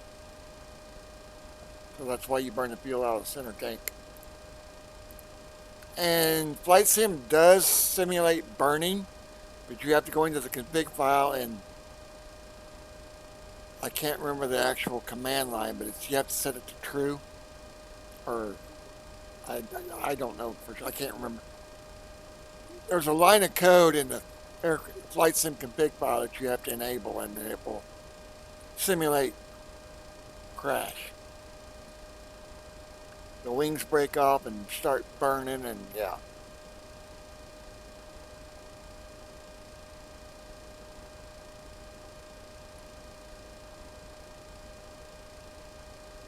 I guess I could look real quick. Here, I'll look real quick. No, I won't either. I took my folder off my quick launch because I was clicking on it and it wasn't doing nothing, so I unpinned it from my taskbar.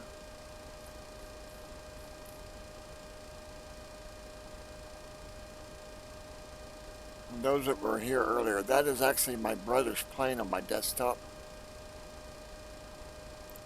That's my brother's plane. Sitting at Oshkosh.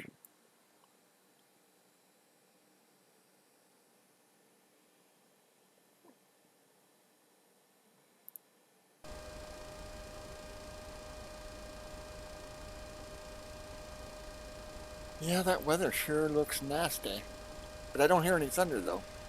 Like I said, I don't know how much of that is weather or smoke.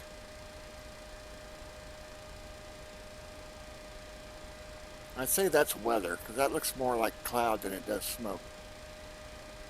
Now the hazy part of it, that's smoke probably. And again, everybody, I am part of the Team Sexy stream team. Go check us out.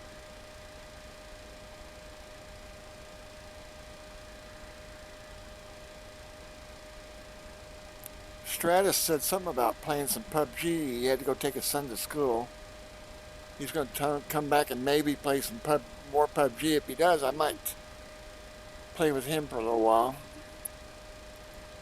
Or he was going to do, there was something else. If he didn't do PUBG, he was going to do something else. I don't remember what it was now. I was kind of watching his stream and flying, so. He was my in-flight entertainment. I had it on the other computer, so Streamlabs don't pick it up. So I don't get a DMCA hit.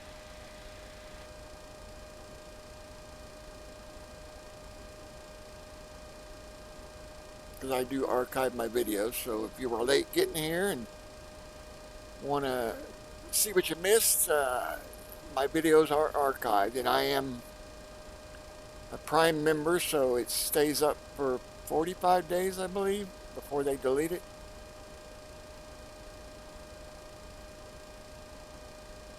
And I also upload them to my YouTube channel.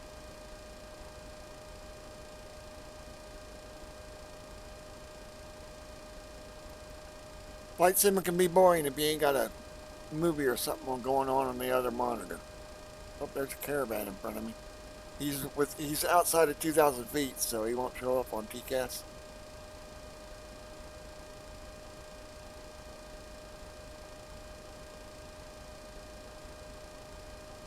He's within 10 miles, that's why his label popped up.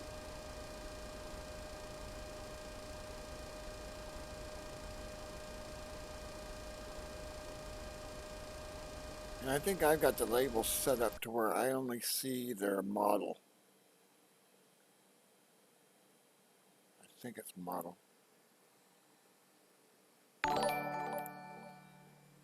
Hey, Karen. Thank you for the follow. Appreciate it. So are you enjoying Wyoming? Where is aircraft? Here it is. Nope, that's not it. I want traffic. I don't remember where it's at.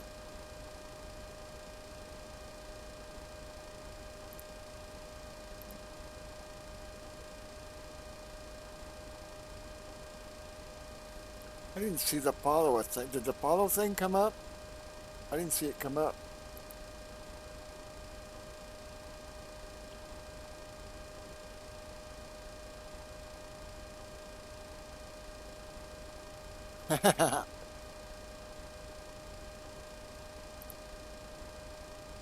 Alright, cool. Yeah, I must have missed it. I didn't see it or hear it. Oh, I might have my... Do I have my alert volume turned down? No, it's not turned down. So we are 100 miles from Seattle.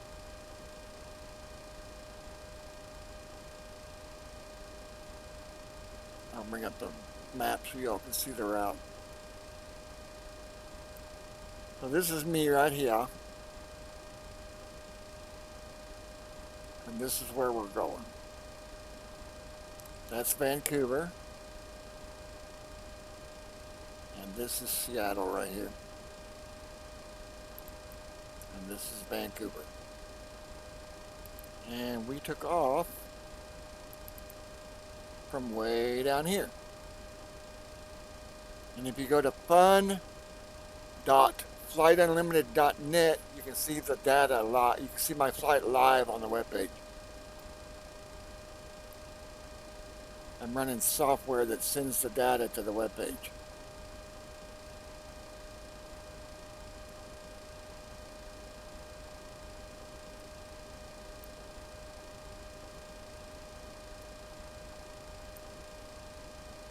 There's what's remaining of my route. And according to the web page, we have an ETA of 27 minutes. And that's not counting slowing down for approach and all that.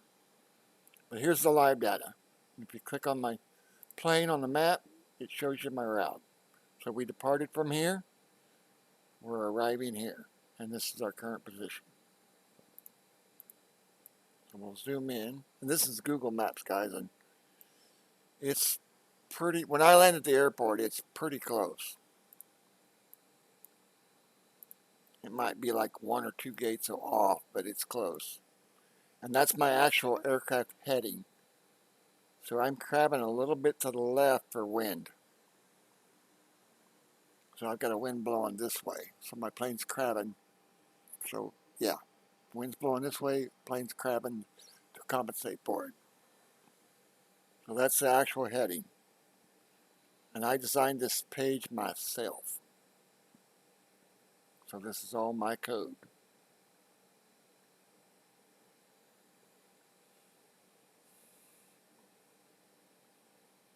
And this is a Flight Unlimited Network virtual airline.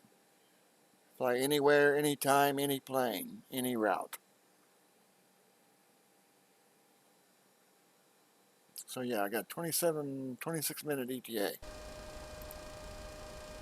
And it looks like we're flying into, like I said, I'm pretty sure this puffy looking stuff is clouds, but some of this stuff is smoke. The haze is smoke, and that's weather. So yeah. Oh yeah.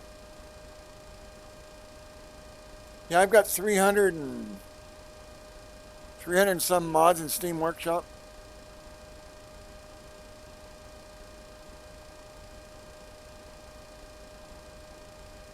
I don't know if that's a link or not. I don't know if I made that a command.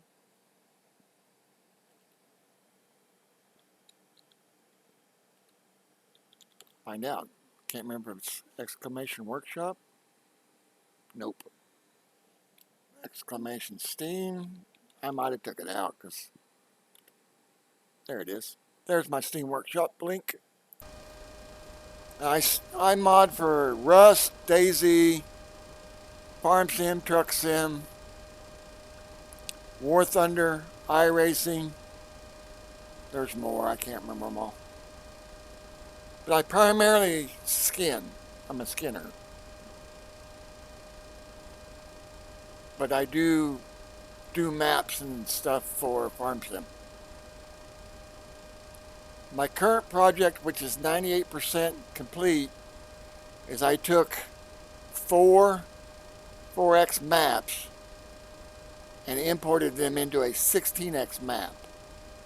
So there's 4 maps on one map. And I did it because they told me it couldn't be done. So it's got Michigan, Nebraska, and Stone Valley. And the base map is Nowhere, Kansas. So I imported everything into Nowhere, Kansas. And then I have a 15 map that I imported that called States version 11. It's an old 15 map that I imported in. So States is in the upper left quad, Michigan's in the upper right, and Nebraska's in the lower left. And then the bottom right quad I left blank. You can build your own farm. But I did one field with 2 combines, 6 hours, and I was only half done. And that was with 2 combines on one farm. That was on one farm.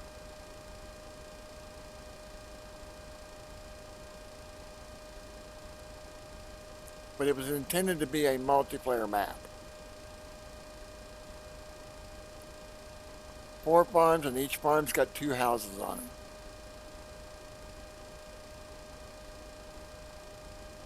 And each farm is independent of each other. So if you go to the Michigan farm and you put stuff in the grain elevator, it's your stuff. It doesn't go to the other farms.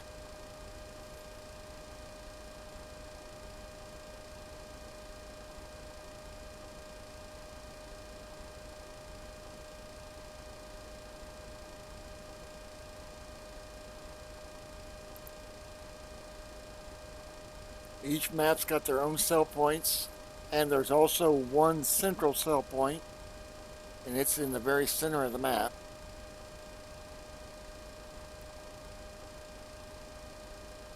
Like I said, it's 98.1 or 2% done.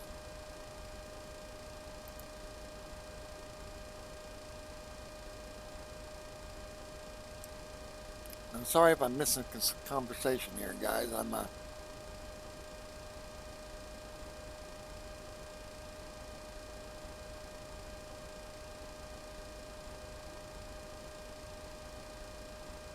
All right, Nightmare. Welcome back, by the way. Do you have a bite for me? It's going well. We're probably about 100 miles out. What, roughly 20-minute ETA? According to the web page, it was 28 last time I looked. So I'd say we're probably 20-minute ETA. Like I said, fun.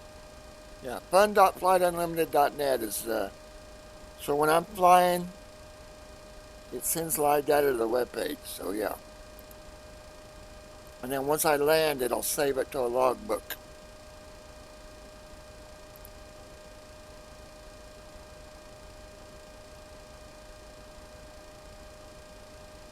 At one time, I used to run 4 virtual airlines, and it got to be too much. I ended up giving one to my two. Well, I give 2 of them away. One went to one friend, one went to another friend, and one's just on the back burner. It's Janet, which Janet flies in and out of Area 51. I just kept the domain and stuff so nobody else could have it. But I don't fly on it. But Janet is their military, their Air Force aircraft flown by civilian pilots. And they fly from Las Vegas to Groom Lake. Employee shuttles. They used to fly 737-200s. Now they fly 737-600s.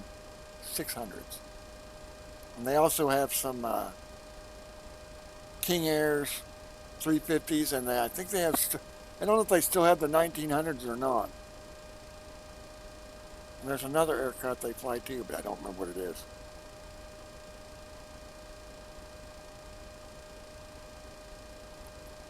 But yeah, well, it looks like we're headed into some weather.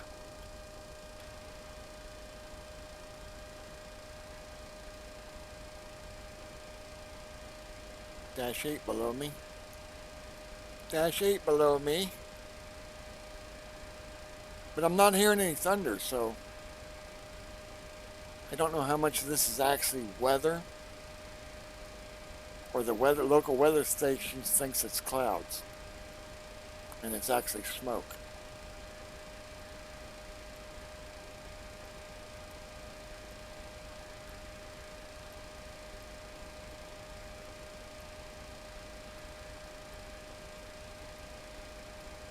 Well, I said weather station thinks it's actually, Flight Sim probably thinks it's weather, and it's actually smoke.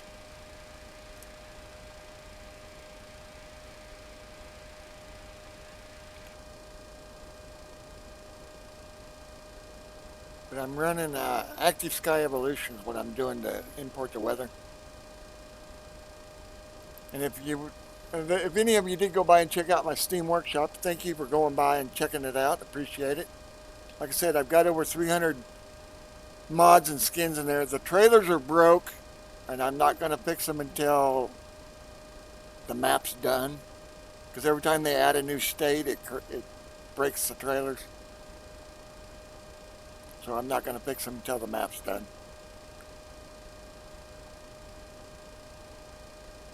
But the truck skins still work. And if you want one done, let me know. I don't charge anything, but I won't turn it down a donation. And actually, it's against TOA to charge for. If it contains any part of American truck and you sell it, you're violating the TOA.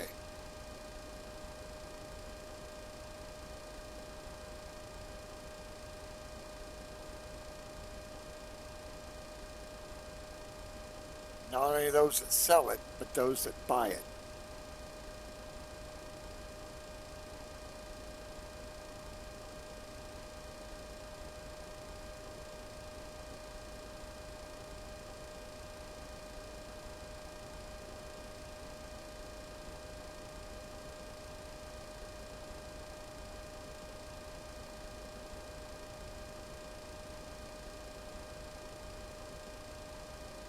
Alright, so we're 20 out of Seattle.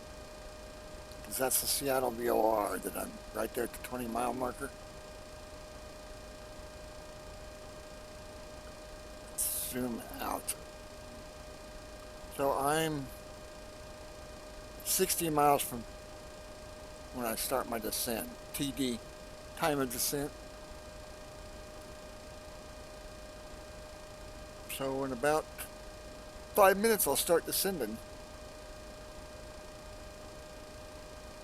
What is our ground speed right now? 458. True airspeed is 466. So I got an 81 knot crosswind. That's why the airplane when we were on the Google map, the heading was slightly to the left because we got an 81 knot wind from the west. So the plane's autopilot's auto-crabbing to compensate for it. Unfortunately, that burns fuel. I'm glad I brought 4,000 pounds of extra fuel because, yeah, an 81 knot headwind crosswind will chew up some fuel.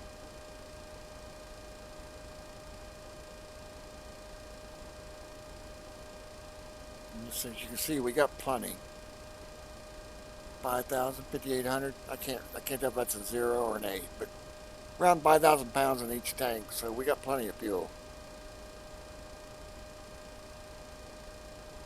So what'd you have for dinner, Nightmare? Like I said, I'm gonna have chili. I made it last night, and I'm gonna stuck it in the refrigerator, let it set overnight because it's always better the next day. But I'm having grilled cheese and chili because I like to dip my grilled cheese in my chili.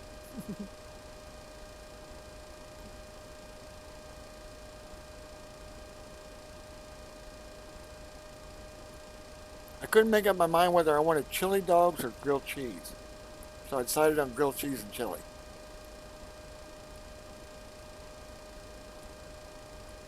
And I've actually been known to dice my grilled cheese up and just drop it in my chili.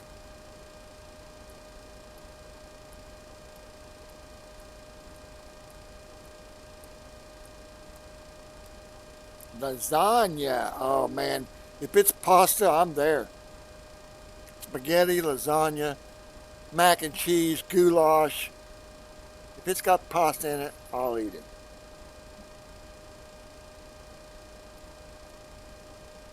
I did that here a while back. I made, I'm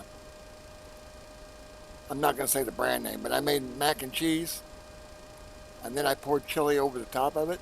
Oh my God, that was good.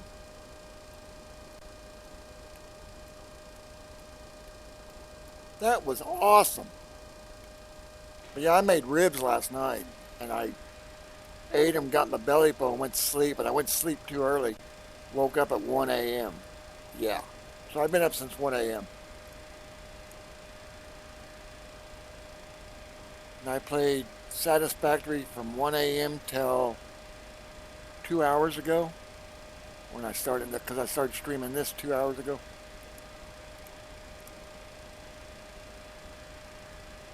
Alright guys, let's have a look around. That is definitely a thunderhead right there.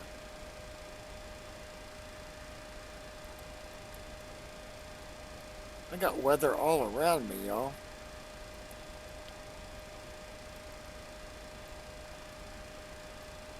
I went into my config file and actually bumped up the resolution, texture resolution and cloud resolution. Because I think it only goes to 2048, and I doubled it.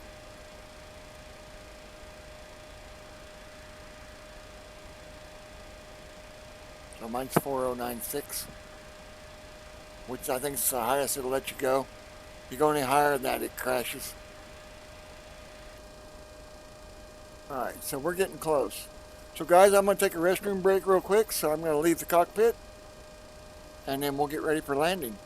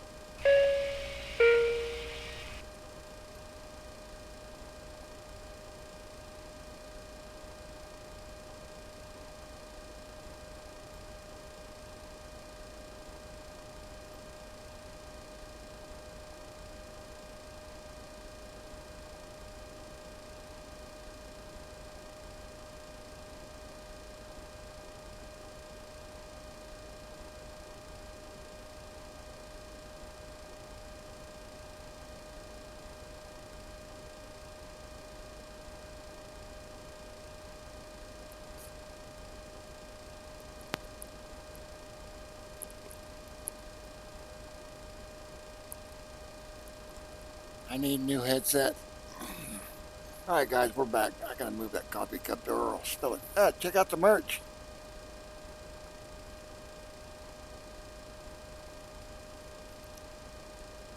That's good stuff. Alright, so we are, what are we, 80 miles out? So, let's zoom this out a little bit. What are we? We are 60 miles from TOD, 50 miles from TOD. So we're going to go ahead and set this up to start our descent.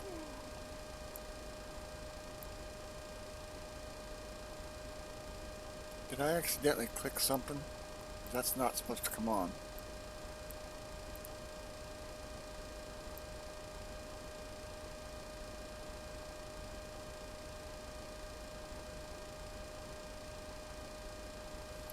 And runway elevation is 13, so we're going to descend to about 3,000. I thought that 9 was a 0. I'm like, oh, I went too low. So we'll set it up to descend to 3,000. And I got to be careful because I got some elevation around me. And this arc tells you, based on your current speed and rate of descent, that I'll be at 4,000 at that mark. But why is it drag's required? I know drag's required, but it shouldn't be descending that fast. Actually, it shouldn't be descending at all. We haven't got to TOD yet. It's being weird. Alright. We'll slow it down a little bit. I accidentally clicked on that and screwed it up. So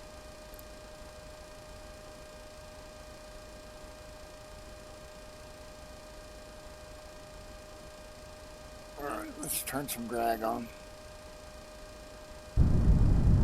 Alright, we're dragging. Sorry guys, that gets a little noisy.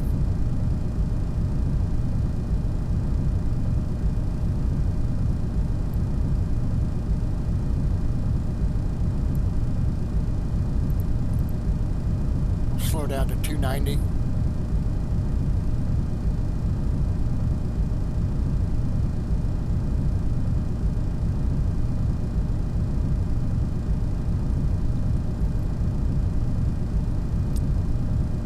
So did you end up flying to Vancouver, Nightmare?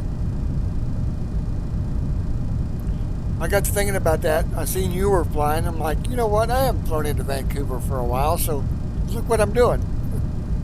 There's another one too I like, but I can't remember. I can remember the ICO, but I can't remember the name of the Toronto. Toronto Pearson's a good one to fly into as well.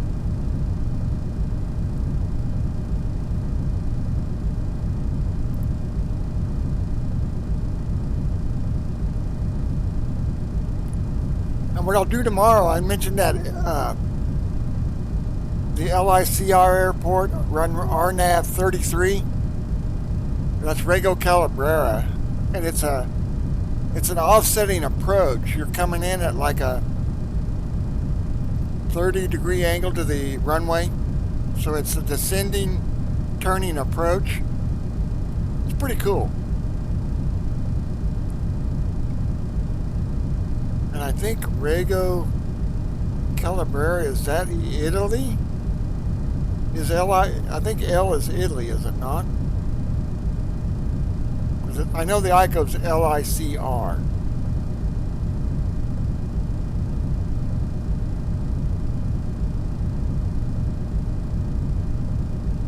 Uh-oh. Why do I not have a temp? Sometimes there it goes. That was weird. Usually, because I know my heat's on, so it couldn't have been froze.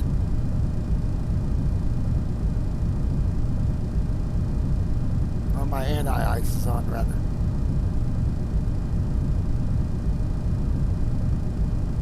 And we need to start slowing down to 250 because it's 250 below 10,000 feet. My drag's not working though. I'm not slowing down.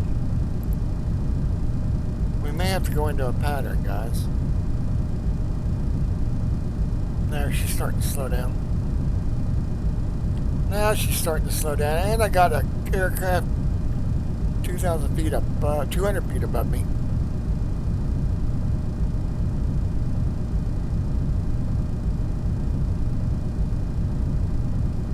Oh, I didn't set my radios up. So we go in knit. Radio frequency is 111.95. So we'll tune this to 111.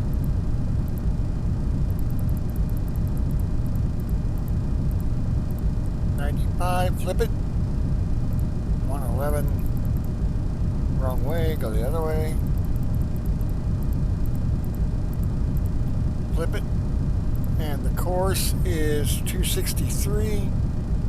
I always set my course last because if I look up and see a course, I know I set my radios.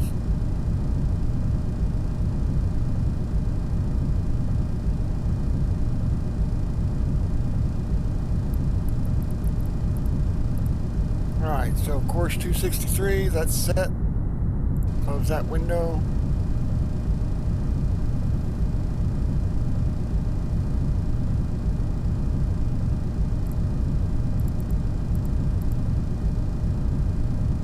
Alright guys, I think we can turn our speed brakes off.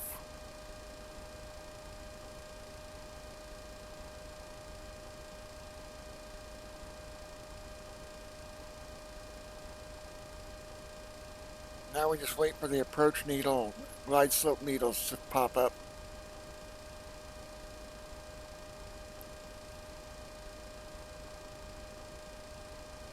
And again, thanks for everybody all you raiders that came by and stuck around. Appreciate it.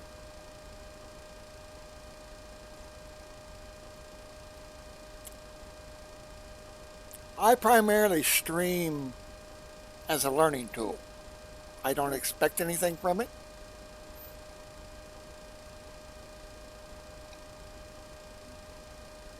I originally started streaming whenever I was skinning a truck or skinning a trailer or skinning a race car for iRacing or playing for Flight Sim. Traffic. Oh, traffic warning. You come inside the circle.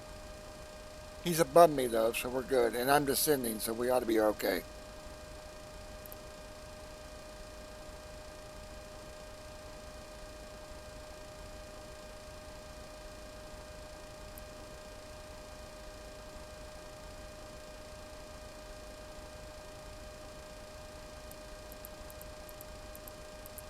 I so need another headset. I just lost sound in my left ear. I gotta shorten my switch. My mute button don't work anymore either. I can mute it and it doesn't mute.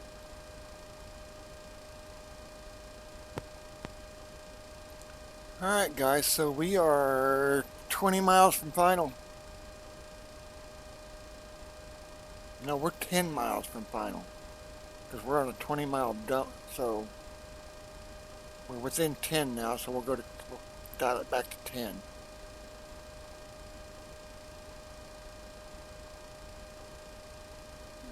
Well, I'm not burning speed fast enough though, and that's scaring me.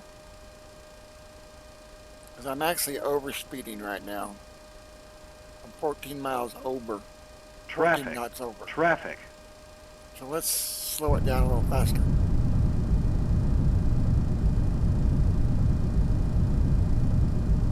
Because I can't deploy flaps till I get to 240. I can't deploy gear till I get to 180.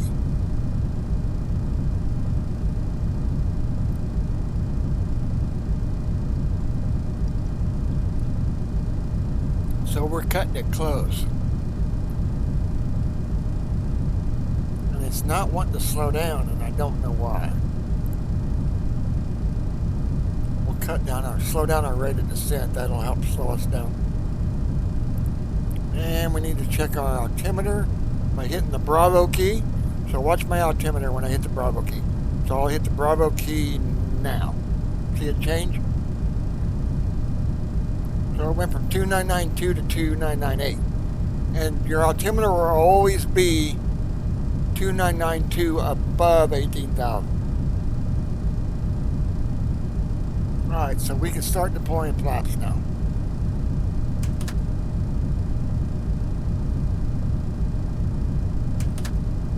And we deploy them until we get the yellow bar.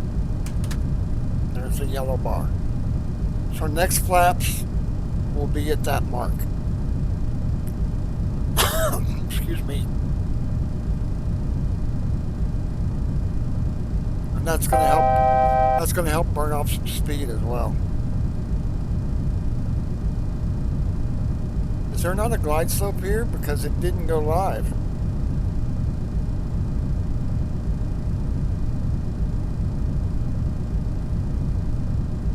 Alright, we're gonna slow to 150. Actually 140.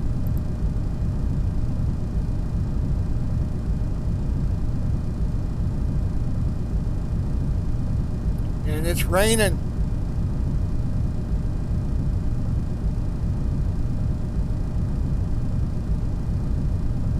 My glide slope didn't come alive, y'all. So something is wrong. Flaps. Flaps. Gear. Are we at 180? Nope. Now we are. Alright, gear's coming down. Flaps down, gear down. 3 green. There's the runway right there, I think. I can't tell. There's a cloud in my way. More flaps, more flaps, more flaps. Flaps full. I don't see the runway. That cloud's in my way. That's a building. Flaps down. Yep, gears down, flaps down. And brakes off. I still don't see a runway. Cloud, you're in my way.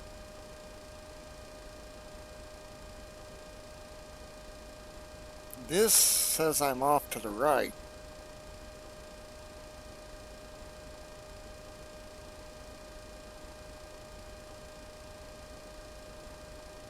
What's the map say? Map says I'm off a little to the right as well.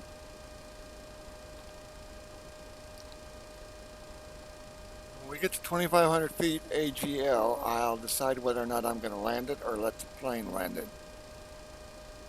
Right now the plane don't have a glide slope.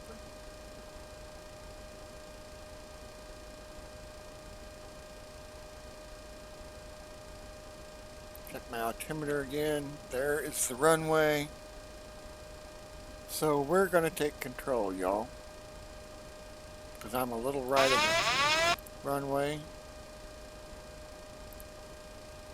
Auto throttle off. Autopilot off. Go to external view so I can... I fly in external view. I hit my steering wheel, damn it. I forgot my steering wheel's active. I hit it with my arm and it turned my plane. Traffic. Traffic. But I land external view for depth perception, y'all. Make sure my landing lights are on.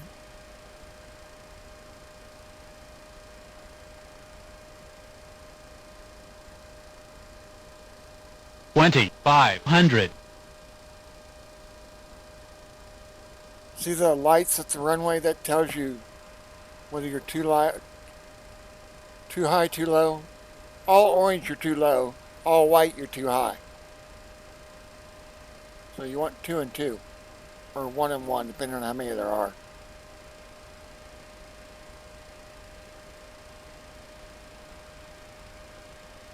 I haven't landed here in a while. And like I said, guys, the ACAR system is logging this to the webpage, so you'll see my touchdown rate and all that. Anything from my virtual airline above 600 feet per minute is a landing gear failure crash. So if my landing rate's above 600 feet per minute, I won't even file it. And luckily there's little or no wind here. Looks like we might be a little high. Because I just seen one light go up. Yeah, we're a little high. We're one light high.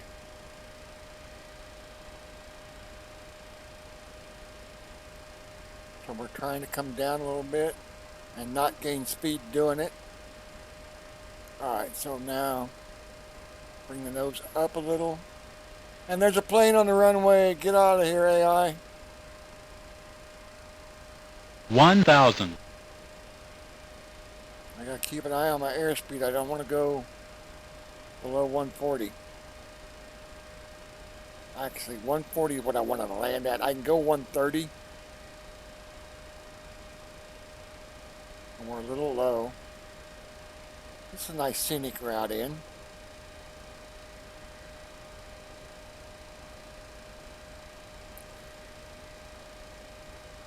Alright, we're 2 and 2 now.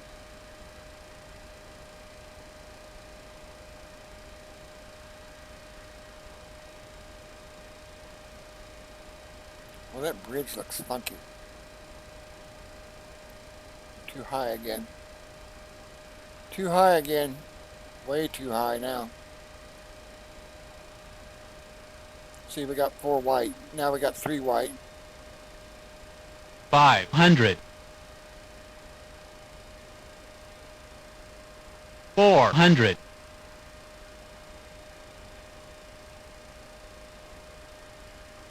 Plane, get off the runway. 300. See what I mean about depth perception? See my shadow on the ground? That's what I mean by depth 200. Minimums. So I use the shadow for depth perception, and I touch my steering wheel and it about crashed me. I touch my steering wheel and it about crashed me. 100. Uh-oh. Steering wheel's messing with me. 50. 40. 30. 20. Cut power. Settle in, baby. 10. Alright, we are down. Reverse thrusters. And brakes. And we'll release reverse thrusters when we get to 30 knots. And flaps up. Where'd that plane go? We'll follow him in. So here in a minute, guys, we'll look at the web page and see what my landing rate was. Actually, we don't even have to do that. It'll tell me in the software what it was. Alright, we are clear. And strobe off because we're off the runway.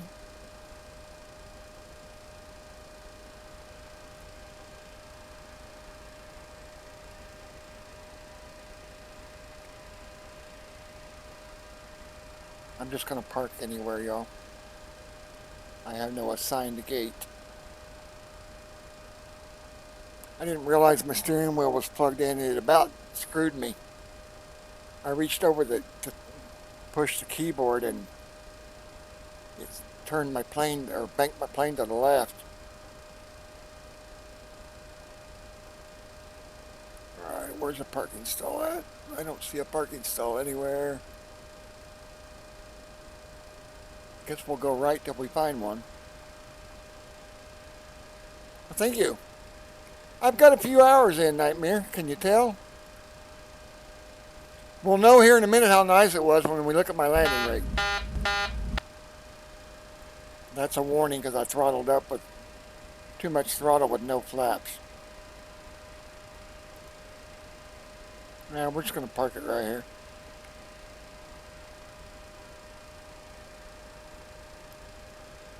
Start braking.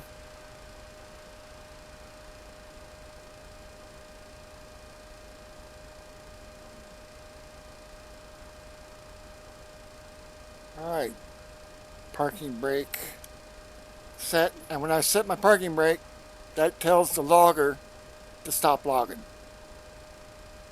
So now we'll bring it up. Or I don't even see it. Oh, here it is. So my landing rate was, where's my landing rate? I don't see it.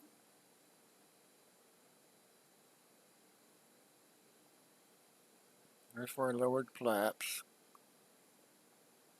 218. 200 feet, 218 feet per minute. So that's not bad. Not bad at all.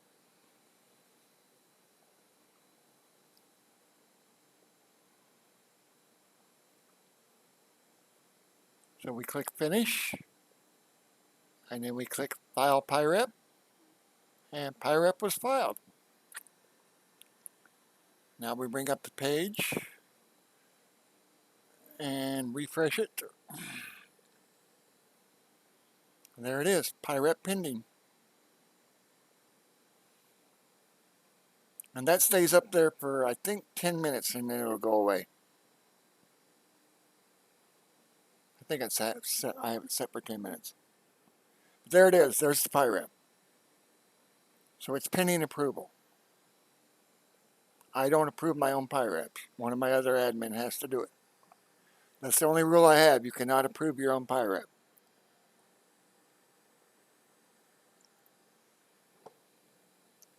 Or admin can't approve their own PIREPs. But as you can see, now I can click on it. Actually, yeah, I'll click on it. And everything it logged in the software, it logged right here. And this is all in a database. So you go. And if I go, let me actually go to the airport. Oh, I think it took me off already.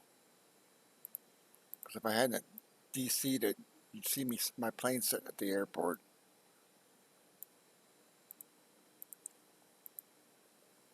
At the actual gate that I parked at, which would be right here.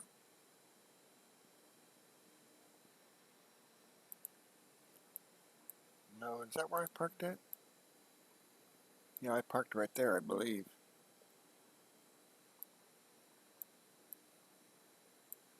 Where did I park at?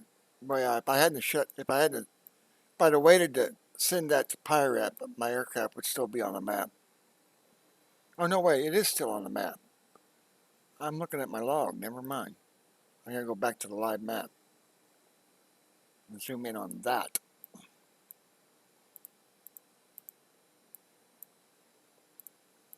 So like I said, it's close. It might be a gate or two off, but it's close. Oh yeah, I landed on that runway. So I was looking at the wrong one. So yeah, I actually parked right there. And it shows me on the other side of the building. So we parked right here. But yeah. There you go.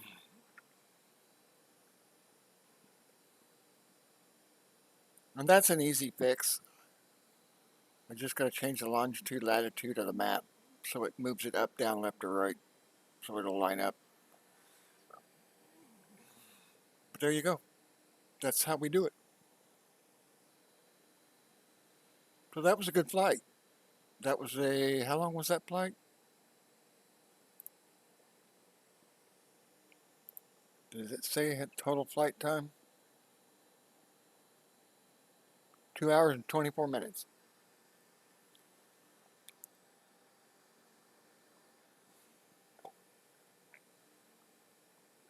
So there you go. Like I said, here's my other site, y'all. This is where all my mods, some of my mods go, because some of my skins have nudity on them and I can't put them on Steam. So that's Modding Unlimited. This is my web design as well.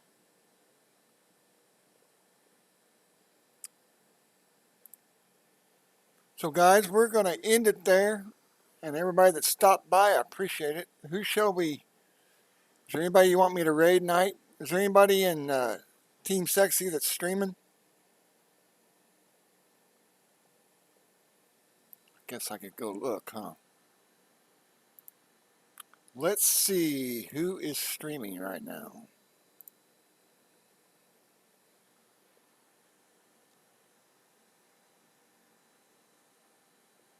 Nobody.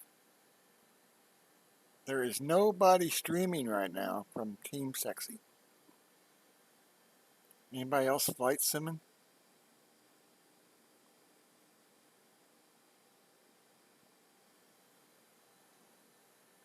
Nobody.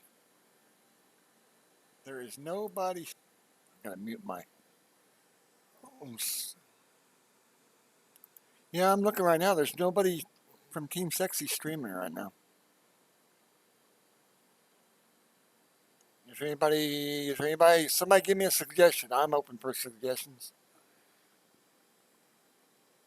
As long as it ain't pools and tubs or whatever that's called. Hot tubs and pools, yeah. As long as it ain't hot tubs and pools.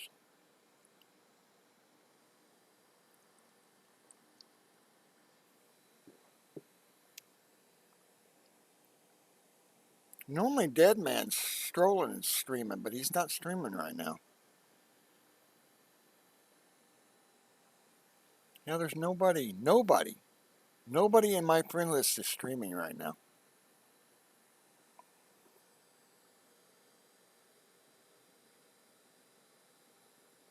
Odd. Very odd. What time of day is it? Oh, it's early in the morning. No wonder. Most people are still in bed. Only us crazy people are up this time of day. Yeah. Well, I guess I'll do... When I'm the only one awake and I want to watch Twitch, this is where I go, so we'll raid them.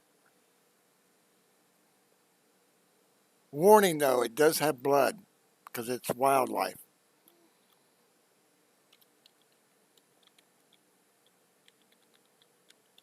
In the jungle. Did I spell it right? Wild. No, I didn't spell it right.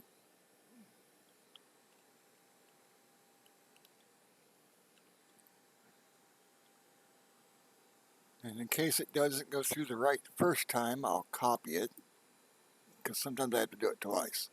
But they're called Wild Earth, guys, and it's actual wildlife in the jungles of Africa. And like I said, if they're streaming and I'm the only one awake, this is where I go.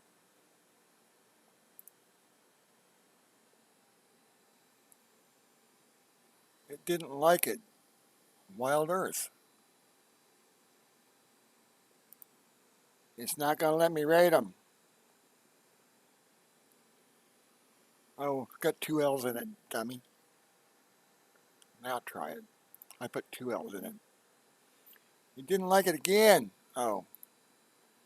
Man, my blind butt can't type.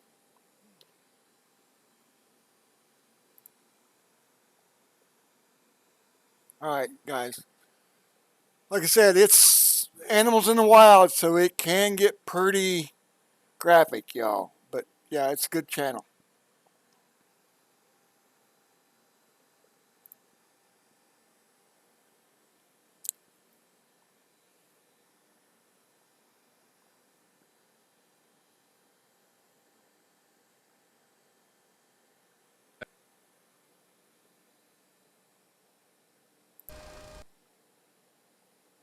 In the west, which is the sun sets behind it, so you end up getting this really radical silhouette of the mountains.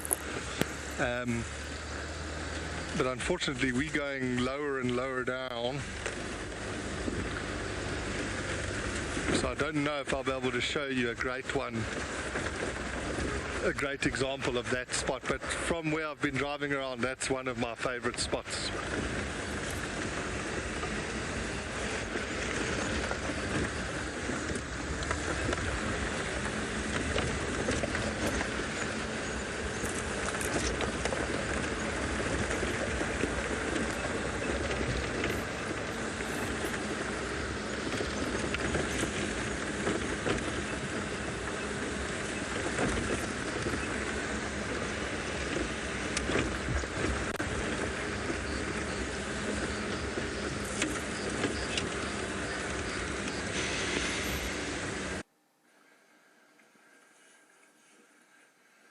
should be coming up to a junction fairly soon, and I'll stop there and listen again.